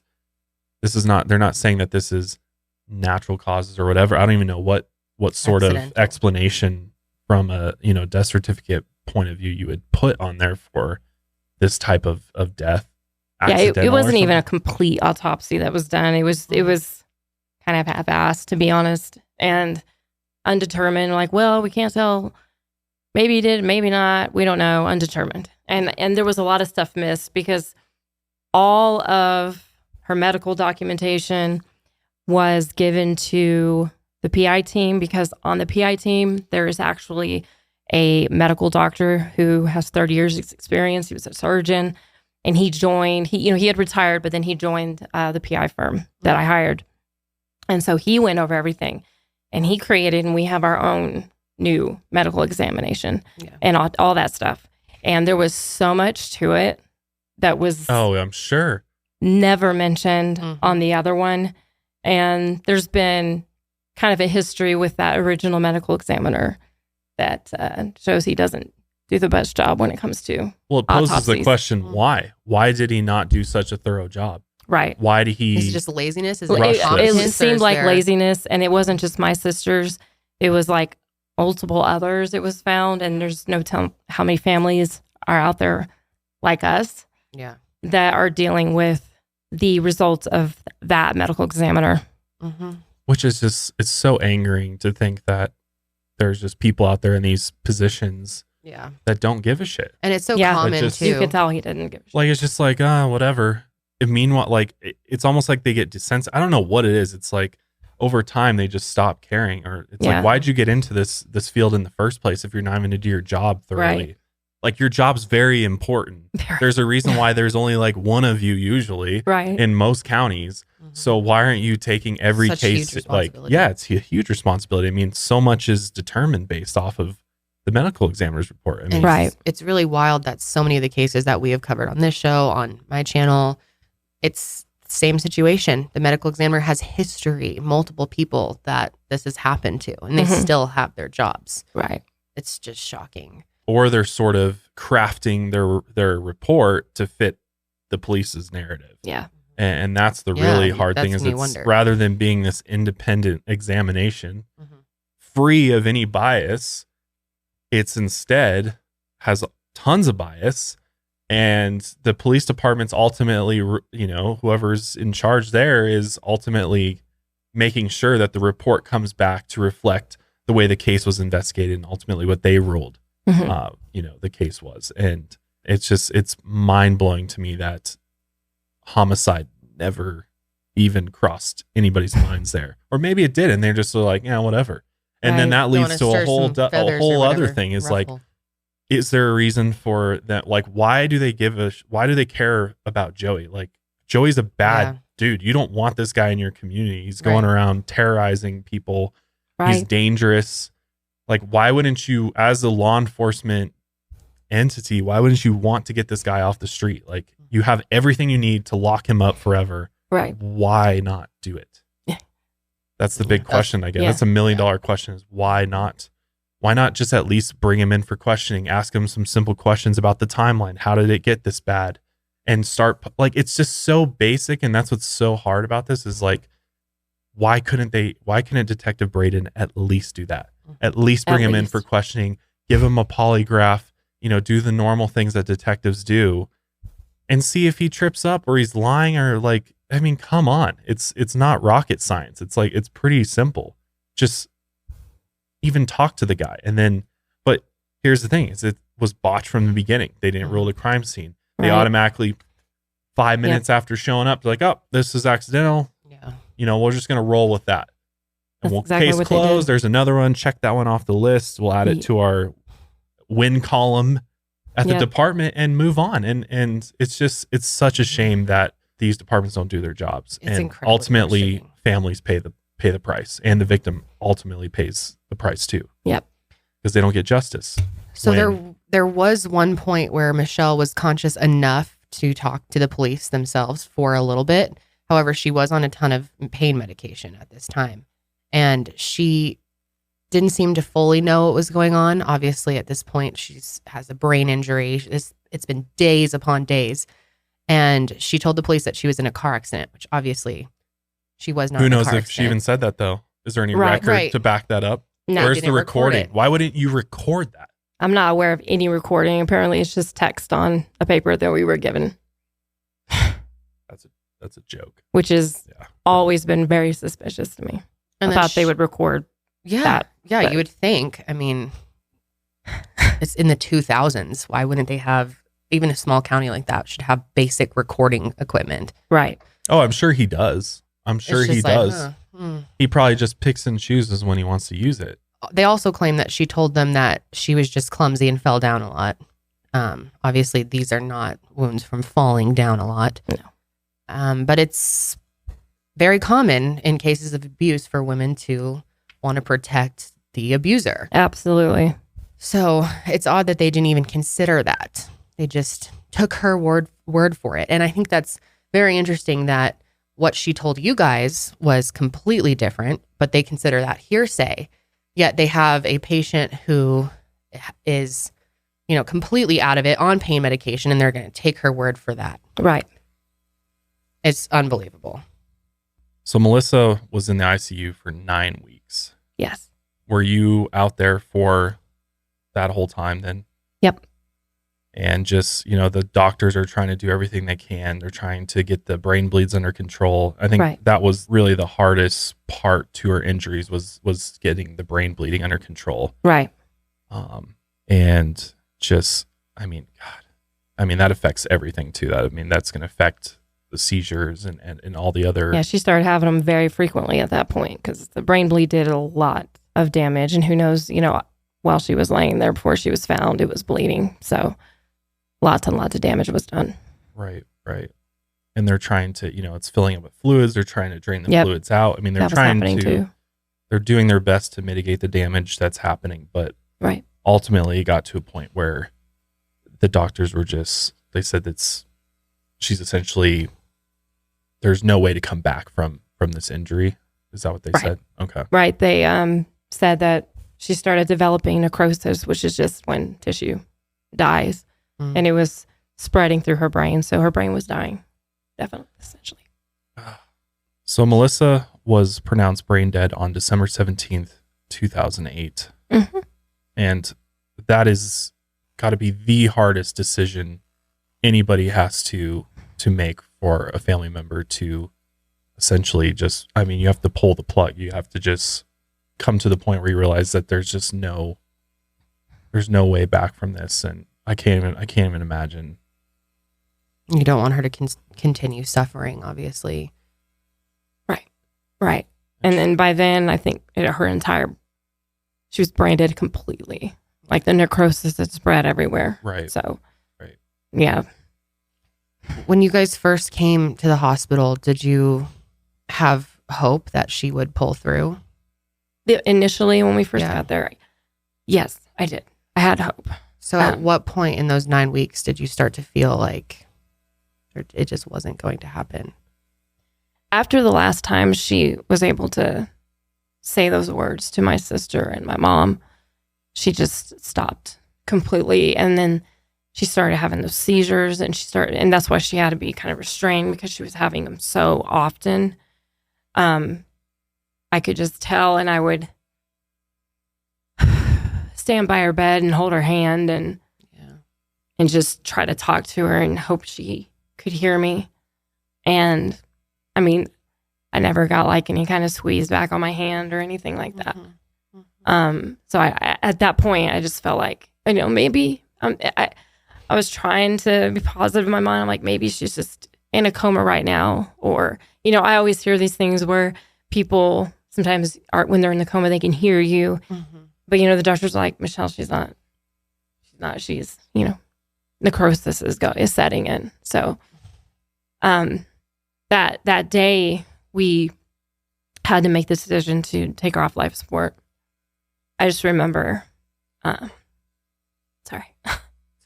remember holding her hand and I knew what happened to her and I know who did this to her. And I remember telling her how sorry I was. And I felt so guilty. I'm sorry I wasn't there. And I told her I would fight for her. It's like I told her, I don't know if you can hear me, but I'm going to do everything I can to get her justice. And so I made that promise to her then. And that's why I've been fighting so hard. It's really incredible what you've done, given how just horrifically difficult this is for you to keep going and fighting for her. She would be so proud. She really would. And just year after year after year of trying to go through the right channels, the police, the district attorney, up to the attorney general, the governor. I mean, we sent letters to all these people. I started contacting all these like major news organizations and like Nancy Gray, all these people, like anybody I could, and just nobody ever would get back to me. Nobody. And then that's what set me on the path that I just had an epiphany. And I said, you know what? I'm just going to try this. I'm going to contact these true crime YouTubers that I watch and just see if maybe I can get exposure to her case that way. Yeah. And that's how this whole thing started, is because nothing else was working. And I'm like, I've got to do something. I've got to do something. And the response has just been so heartwarming. There's been so many people. And I said at the beginning, if anything, if I'm not able to get justice for her, and no matter how hard I try, I said, if anything, I hope people will hear this story and see what can happen if you stay in a situation like this. And I just had hoped that it could help people, some kind of legacy for Melissa. And I've actually received so many messages from people, and the support has been just to show support. But I've had people tell me, like, "Oh my God, I watched Kendall's video, or I watched Danielle's video," and they would say, "I'm in a bad situation and I need to get out," and that kind of response has been at least rewarding in that sense that. Yeah. Hopefully what happened to her can help other people. It's truly making a huge difference. And I mean, not to diminish what true crime YouTubers do, or like, myself does, but it's kind of wild that you contact all these other professionals who are supposed to help. And the only people who can really bring you that help are some girls with Google and YouTube. Like, it's crazy that that's really where that's the only place people have to turn to at the end, is getting that public support somehow. And it's amazing that we can do that, but it's just so sad and so broken that the people who are supposed to be there to help, and it's their job, and they've been professionally trained and hopefully gotten educations to do so, just don't do it. And I think that's not only just shocking and upsetting, it's also scary just as a citizen, thinking if this type of thing happens to you or your loved one, you might have no one to go to. Right. Your only hope is hopefully getting in touch with a YouTuber or a podcaster. But I mean, which has been amazing. That's actually. The beauty of what, it's great. I was this like, is.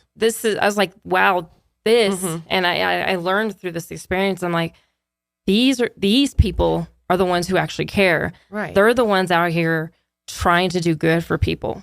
Yeah. And that's what I've found. And I've just found like, this is the best possible thing that could have happened. And, I've made friendships, and the response has been so overwhelming that I'm just so thankful. Like, everybody in the true crime community has been absolutely amazing. Some amazing people out there.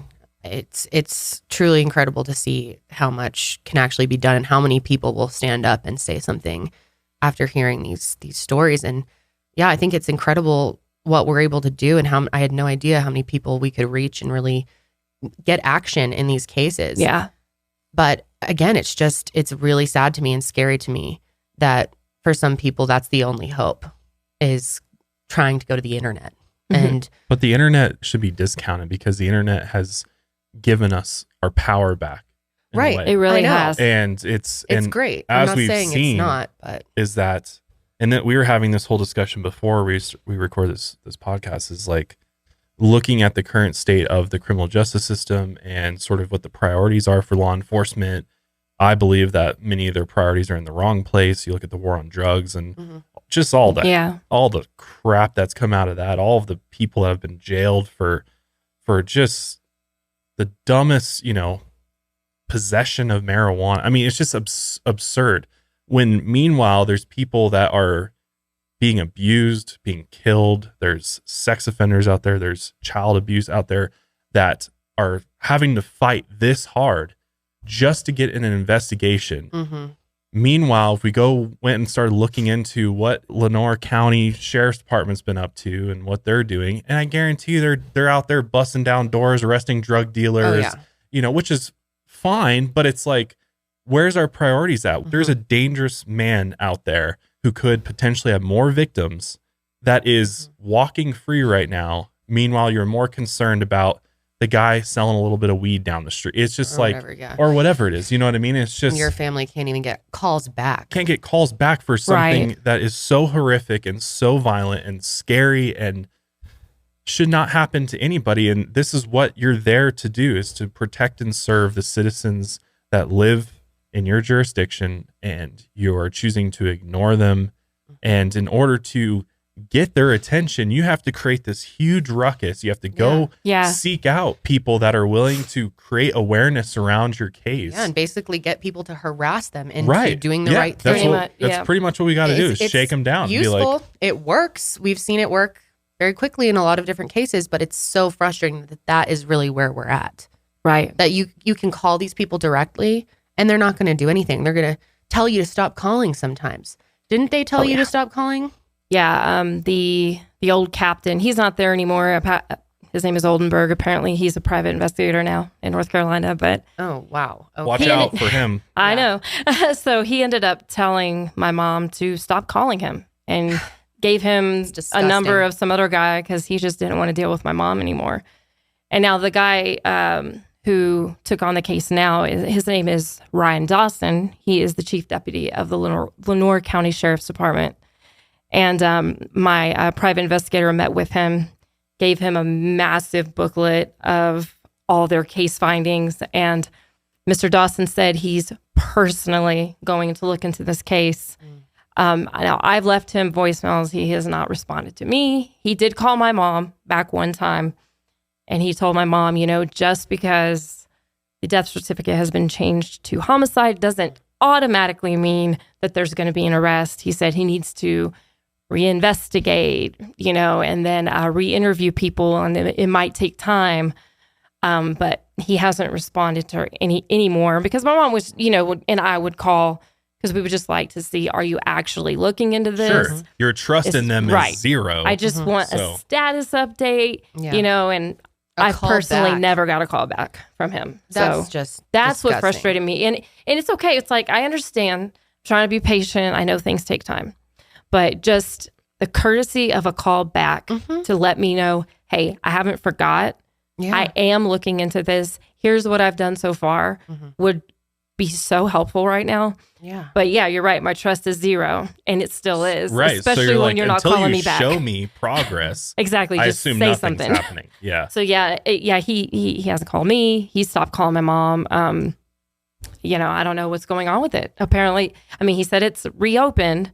Other than that, I have no idea what's going on with it. So I would love to have some kind of response, some kind of status update. Anything from him would be helpful at this point. Anything is better than the nothing that I'm getting right now. Yeah, or just like, hey, I'm working on it. Yeah. Just know I'm working on it. Like, you can't even provide that courtesy. That would go very far for me right now, just to be like, okay, you haven't forgot about us. I feel you're like actually doing it. Yeah. Are you though? I don't know. Yeah, you really don't know. There should be a way to like track your case online. Like Absolutely. so that you can track your pizza being made, but you can't track your it's crazy. Like I get detectives, like all detectives are different. Some of them are more personal to others. Some are kind of like, I don't really want to talk to people. I want to work or whatever. Whatever. So like your job. Either get some sort of person. I think departments should either have a person that their only job is to communicate updates to family members and work with the victims. That's somebody that actually cares. That's actually like somebody you could speak to and feel comfortable talking to, and they can go deal with the detectives on their own, on their side. Yeah. And like a liaison. Liaison. Exactly. Kind of like a client coordinator, in other worlds. It would make sense. Or have something social online. Worker even. Something, somebody. And the district attorney, Matt Delbridge, has never responded to any of my calls or my mom's calls. So, right, guys. I know apparently, if what's supposed to happen is the case is reopened. Ryan Dawson said he was taking it upon himself to investigate himself. And then once he's done, then it would be up to him to recommend or push this over to Matt Delbridge, the district attorney. And it would be up to the district attorney on whether or not they would maybe call it a grand jury to see if they want to go ahead and take this to trial. So that concerns me because Matt Delbridge has had one, like you could tell it was a canned response letter that got sent to my mom just saying, we're sorry for your loss, but there's really nothing we can do. And it's like, yeah, there actually is something you can do. Yeah. So my faith in him is not there. So I'm just scared, like, okay, what if Ryan Dawson sends us over to Matt and Matt's just like, and does nothing. It could stop at that point too. I just want to know what's going on with it, where it's at, and why. Especially with the private investigation team has done. They've done all the work for them. They have, like I said, a massive books that they've put together for them, and I don't understand with the overwhelming amount of evidence. Even the pictures speak for themselves of my sister's injuries. Why nothing has happened? Nothing. That's what gets me. Nothing at all. And this has been since 2008 that we've been fighting for this. And it's just ridiculous at this point. 12 years, 13 years, something like that? Yeah. Unreal. So now is a good time, guys. We have the information for these people below. You can email them, tweet them, light them up, and remind them that Melissa's family needs answers, that they should at least get a response, and that we are waiting for her to get justice. At least present it to a grand jury. Like that's all we've ever asked for. That's really where it's the only thing that can be done is bring it to a grand jury and let a grand jury look at it. And we all know that you let 12 people look at it, they're all going to come to the same conclusion. It's like, why? I don't understand the hesitation with DAs to present cases to grand juries, because it's like, I don't understand. What do you have to lose, really? Like, let them give you the recommendation, and then you can go off of that. Like, why are you blocking it even going to there? Unless there's other pieces that they don't want to come to light, because if it does ultimately go to trial, they know that all of this is going to come up, and or officers are going to be held accountable for their lack of action and lack of investigation initially. Because ultimately in these cases, it does come back to somebody messed this up. Like, somebody did not look at this the right way or through the right lens. Multiple people. And a lot of times those people still work within their department. So are they going to go throw one of their own under the bus for not doing a good job and not looking at this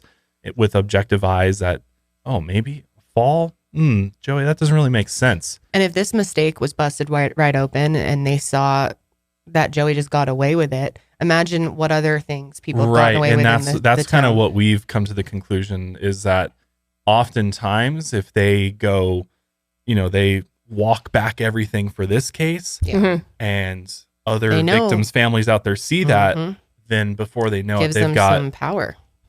They've got a ton of people coming to them, and and like I said to you, it ultimately comes back to ego a lot of times. Like, like Matt and some of these DAs. They've got some big egos, and they're trying to present themselves in a certain way, and they don't. The last thing they want is to have people underneath them that aren't doing their job, or the DA's not doing his job, and that all sort of comes to light, or a judge sees that, or who knows what they're exactly worried about. But it's just so clear that the priorities are in the wrong place. Definitely. And victims are not at the forefront for many of these people's, in their minds and their jobs. And you're literally, what'd you get into criminal justice for if you're not going to bring justice for victims and prosecute criminals? Like, what are we doing here? Right. Meanwhile, you run the risk of another victim, like you said, there might be others out there already. Who knows? And there probably are. It's sad. It's honestly sad. It's honestly sad that there's so much evidence, and yet we're just kind of sitting around waiting for them to review it. What is there to review? How long does it take to go through this evidence? Like, I think you show the pictures to a jury, and a jury's going to be like, yeah, this looks consistent with extensive abuse. Yeah. It could be more complicated than that. I'm not a lawyer. I don't know. But still, I just think from a very basic level, it just doesn't make any sense why they're not, pushing this through as fast as they could to get this guy off the street, because he shouldn't be out there. Definitely, before he hurts somebody else, which who knows Sounds like who he- has been he may hurt have, since. yeah. I mean, this was a long time ago. This happened to my sister. There's no telling how many other victims there are. I mean, I already know his 2 ex-wives were victims. I mean, his own sons saw him do stuff. And they don't like him at all, you know. Hasn't he also made threats towards his own mother? Oh, yeah. And his family's willing to back your family up. That's another thing. I was contacted by Joey's niece, and at first I'm like, okay, I'm not sure what this is going to be about, but I went ahead and contacted her, and the first thing she said, she said her heart went out to me and my family for what happened, and that the whole family wholeheartedly believes and knows he did this to Melissa. Wow. And that they would back us. Mm-hmm. And that they've pretty much disowned him because of how horrible of a person he is. They said he hasn't outright said it, but he's alluded to and made jokes over the years about how he got away with what happened with Melissa. So I thought that spoke volumes that his own family that really doesn't want anything to do with him and is willing to back us in any way that they said in any way they can, they would help us. Oh, good for them. Which, yeah, I'm sure that took a lot of courage for her to reach out. Yeah. And I don't know, it hit me really hard because I said, wow, for him to think it's such a funny thing to get away with it over the years, that, oh man, God, that piece of shit angered me so much. I can't imagine. It angers me. I just really can't imagine this being my sister, I can't imagine what you feel every single day. And hearing every little detail like that, and then to hear he's just laughing. Yeah. Sickening. It is. It truly is. I'm really hoping and praying that they do the right thing and they prosecute him. Yeah. I mean, that's all we've ever wanted. Really, we've just please bring it to trial. That's literally all we've ever asked for. At least we could, it would be hard to live with it if he was somehow in some weird world found not guilty. I don't know how that would even happen. Yeah. But at least we would know that it was taken to that level. Right. And we could have the opportunity. Figure out how to do, I don't know how, I guess when you're found not guilty, that's it. You can't be retried or anything. But I feel like with everything, the evidence, there's no way. There's no way he'd be found. And I not mean, guilty. we don't even know what charges they'd even bring against him. Too. Right. So there could be multiple charges that even if he wasn't necessarily found guilty of homicide, that he could be found of a number of other abuse and assault charges. Yeah, there's like negligent homicide is another one I looked into. There was quite a few. I mean, I think at the very least, if this goes to trial and he's convicted, that at least he's going to pay some sort of punishment and he's going to go to prison for some time. I mean, anything is better than nothing. Exactly. Or maybe there's some sort of plea deal or something that's done, and he just pleads guilty and they give him a, X amount of time or whatever. I mean, anything at this point, just some sort of admission of guilt or to find him guilty for this would be the best case scenario, I think. Absolutely. Would sort of suffice for getting justice at this point. Mm-hmm. To just have it so left open like this has just got to be, I don't even know how you deal with it. I mean, I just have so much admiration and respect for you and other victims of domestic violence victims, but just anybody that's a victim of a crime that hasn't been prosecuted and brought to justice, because it's just got to be the hardest thing to deal with, knowing that you're doing everything that you can, but there's others out there that aren't. Just so tough. I mean, so strong to just go through this day in, day out and just keep up the fight fighting, and just know that like it's never over. Like there's not an end to this. Like even if they do, a DA ends up not wanting to present it to a grand jury. Well, you know what? You can always get another DA in there eventually, and maybe one day another DA will. There are some checks and balances with the system for that very reason, that these people aren't in there for life. They're not life appointed to these positions. So maybe the current detective or sheriff, whoever's in charge of the department, doesn't want to do anything, that maybe eventually somebody will. And it's just keep that hope alive. That's something I've thought of, because we've gone through more than one district attorney who has done nothing. But I have thought, okay, if Matt does nothing, then a new one will come in and hopefully then. So I'll at least know there's still an avenue to pursue. I hope it doesn't have to get to that. I hope Matt does the right thing. I really do. But he's somebody who just does not respond. I know my PI team tried to meet with him and he wouldn't meet with them, but he set up a meeting with some assistant and the PI team, but that's about all he would do. So busy. Yeah. Okay. Yeah. That was his thing. He's always, I'm so busy. He was doing some drug case or something. He was busy. Of course. Exactly. Always busy.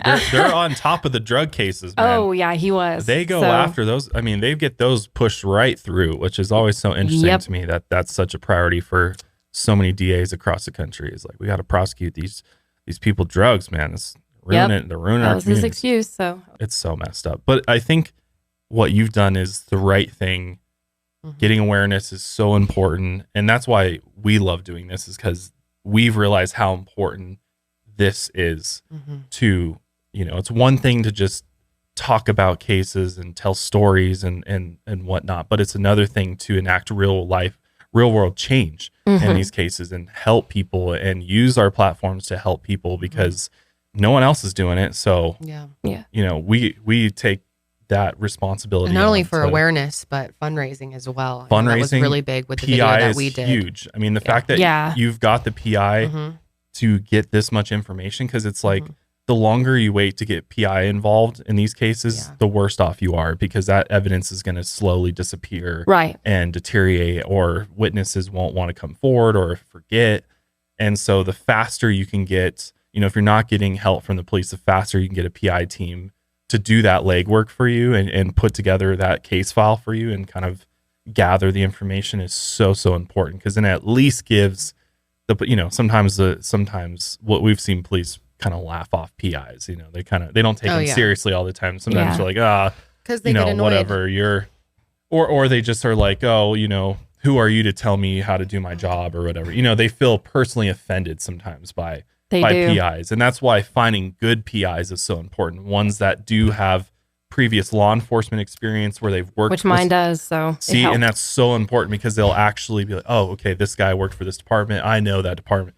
It's all about who you know in this world, and having PIs that actually have those connections is so important. So I think just getting that done is a huge step in the right direction, because that's going to ultimately help get it to the finish line. Yeah. And without it, it would be way harder, because then you're now asking them to start from square one, right? And are they gonna have the time to go back and do that, or are they gonna put that effort in to do it? Who knows? All right. But a lot of progress has already been made. I mean, a lot. Getting the death certificate changed, getting the case reopened, those are all huge things. Getting the PI involved. So now it's about just keep on pushing. Yep.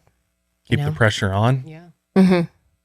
Keep letting them know, hey, we're waiting on you. And there's a lot of other people now who are waiting to hear what happens with this. Yeah. And they're going to let you know. And, if it doesn't go our way, just be prepared for the backlash you're going to get, and just the disappointment of so many people. Yeah.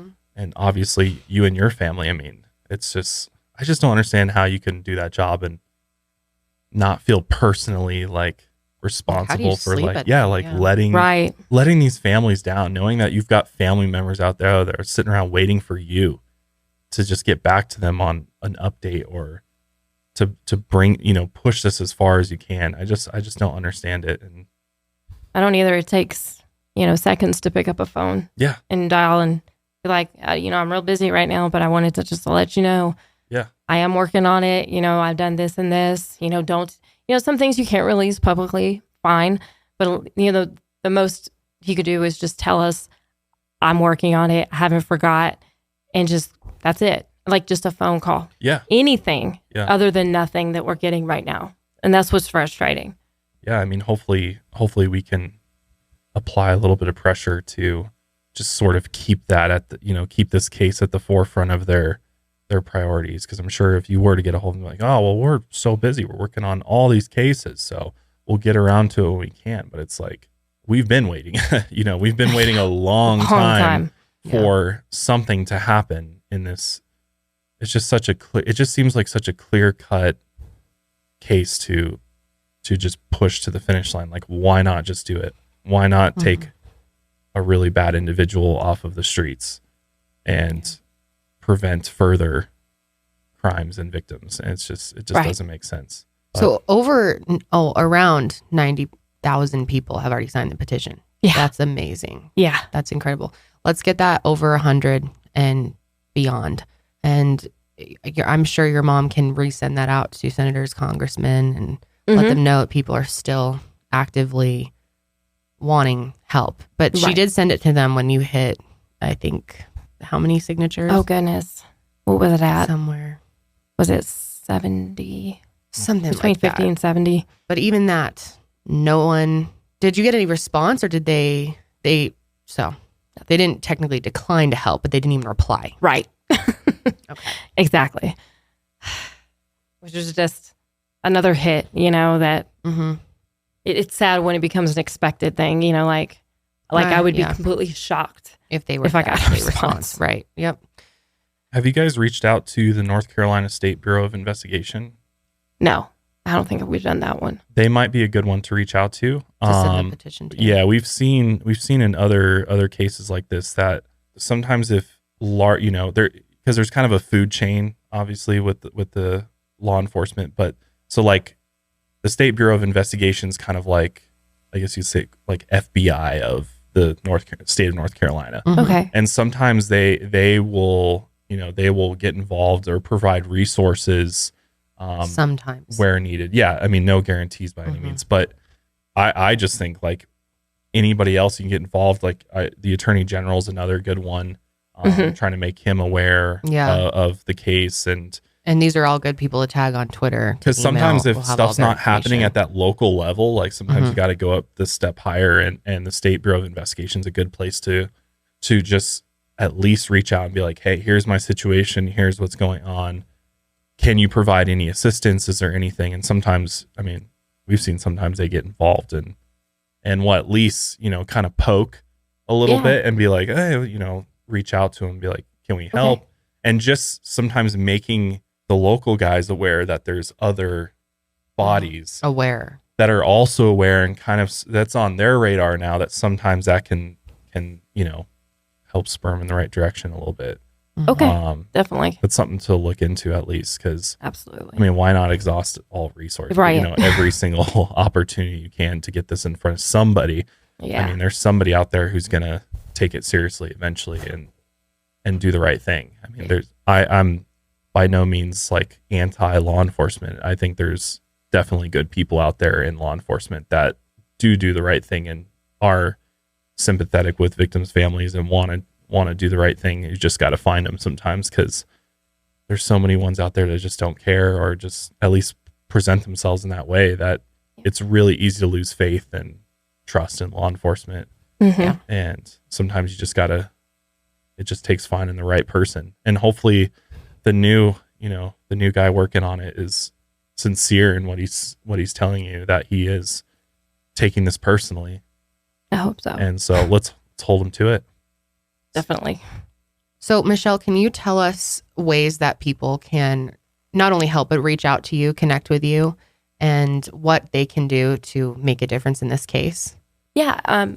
One thing is we have a Justice for Melissa Platt Facebook page, and I post updates there. I also have a Twitter. It's Justice for M Platt, and I post updates there as well. I do have a private Facebook group that I've created as well, but I have a link to that on the main Justice for Melissa Platt Facebook page, so you can join that as well. But I like to post updates through all of those different social media accounts.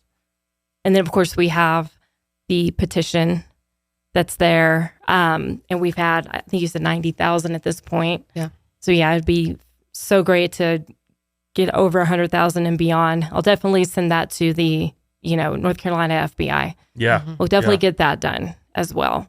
And we've always had a GoFundMe for private investigation fees and all that. So that's another ways. I mean, that has been crucial in us even being able to hire one. And the investigation is still going on. I'm not sure at this point how long it's going to keep going on. But those are the different ways and the different counts we've set up to provide updates and all that. And again, if you want to email these people, several people that we've mentioned, tweet at them.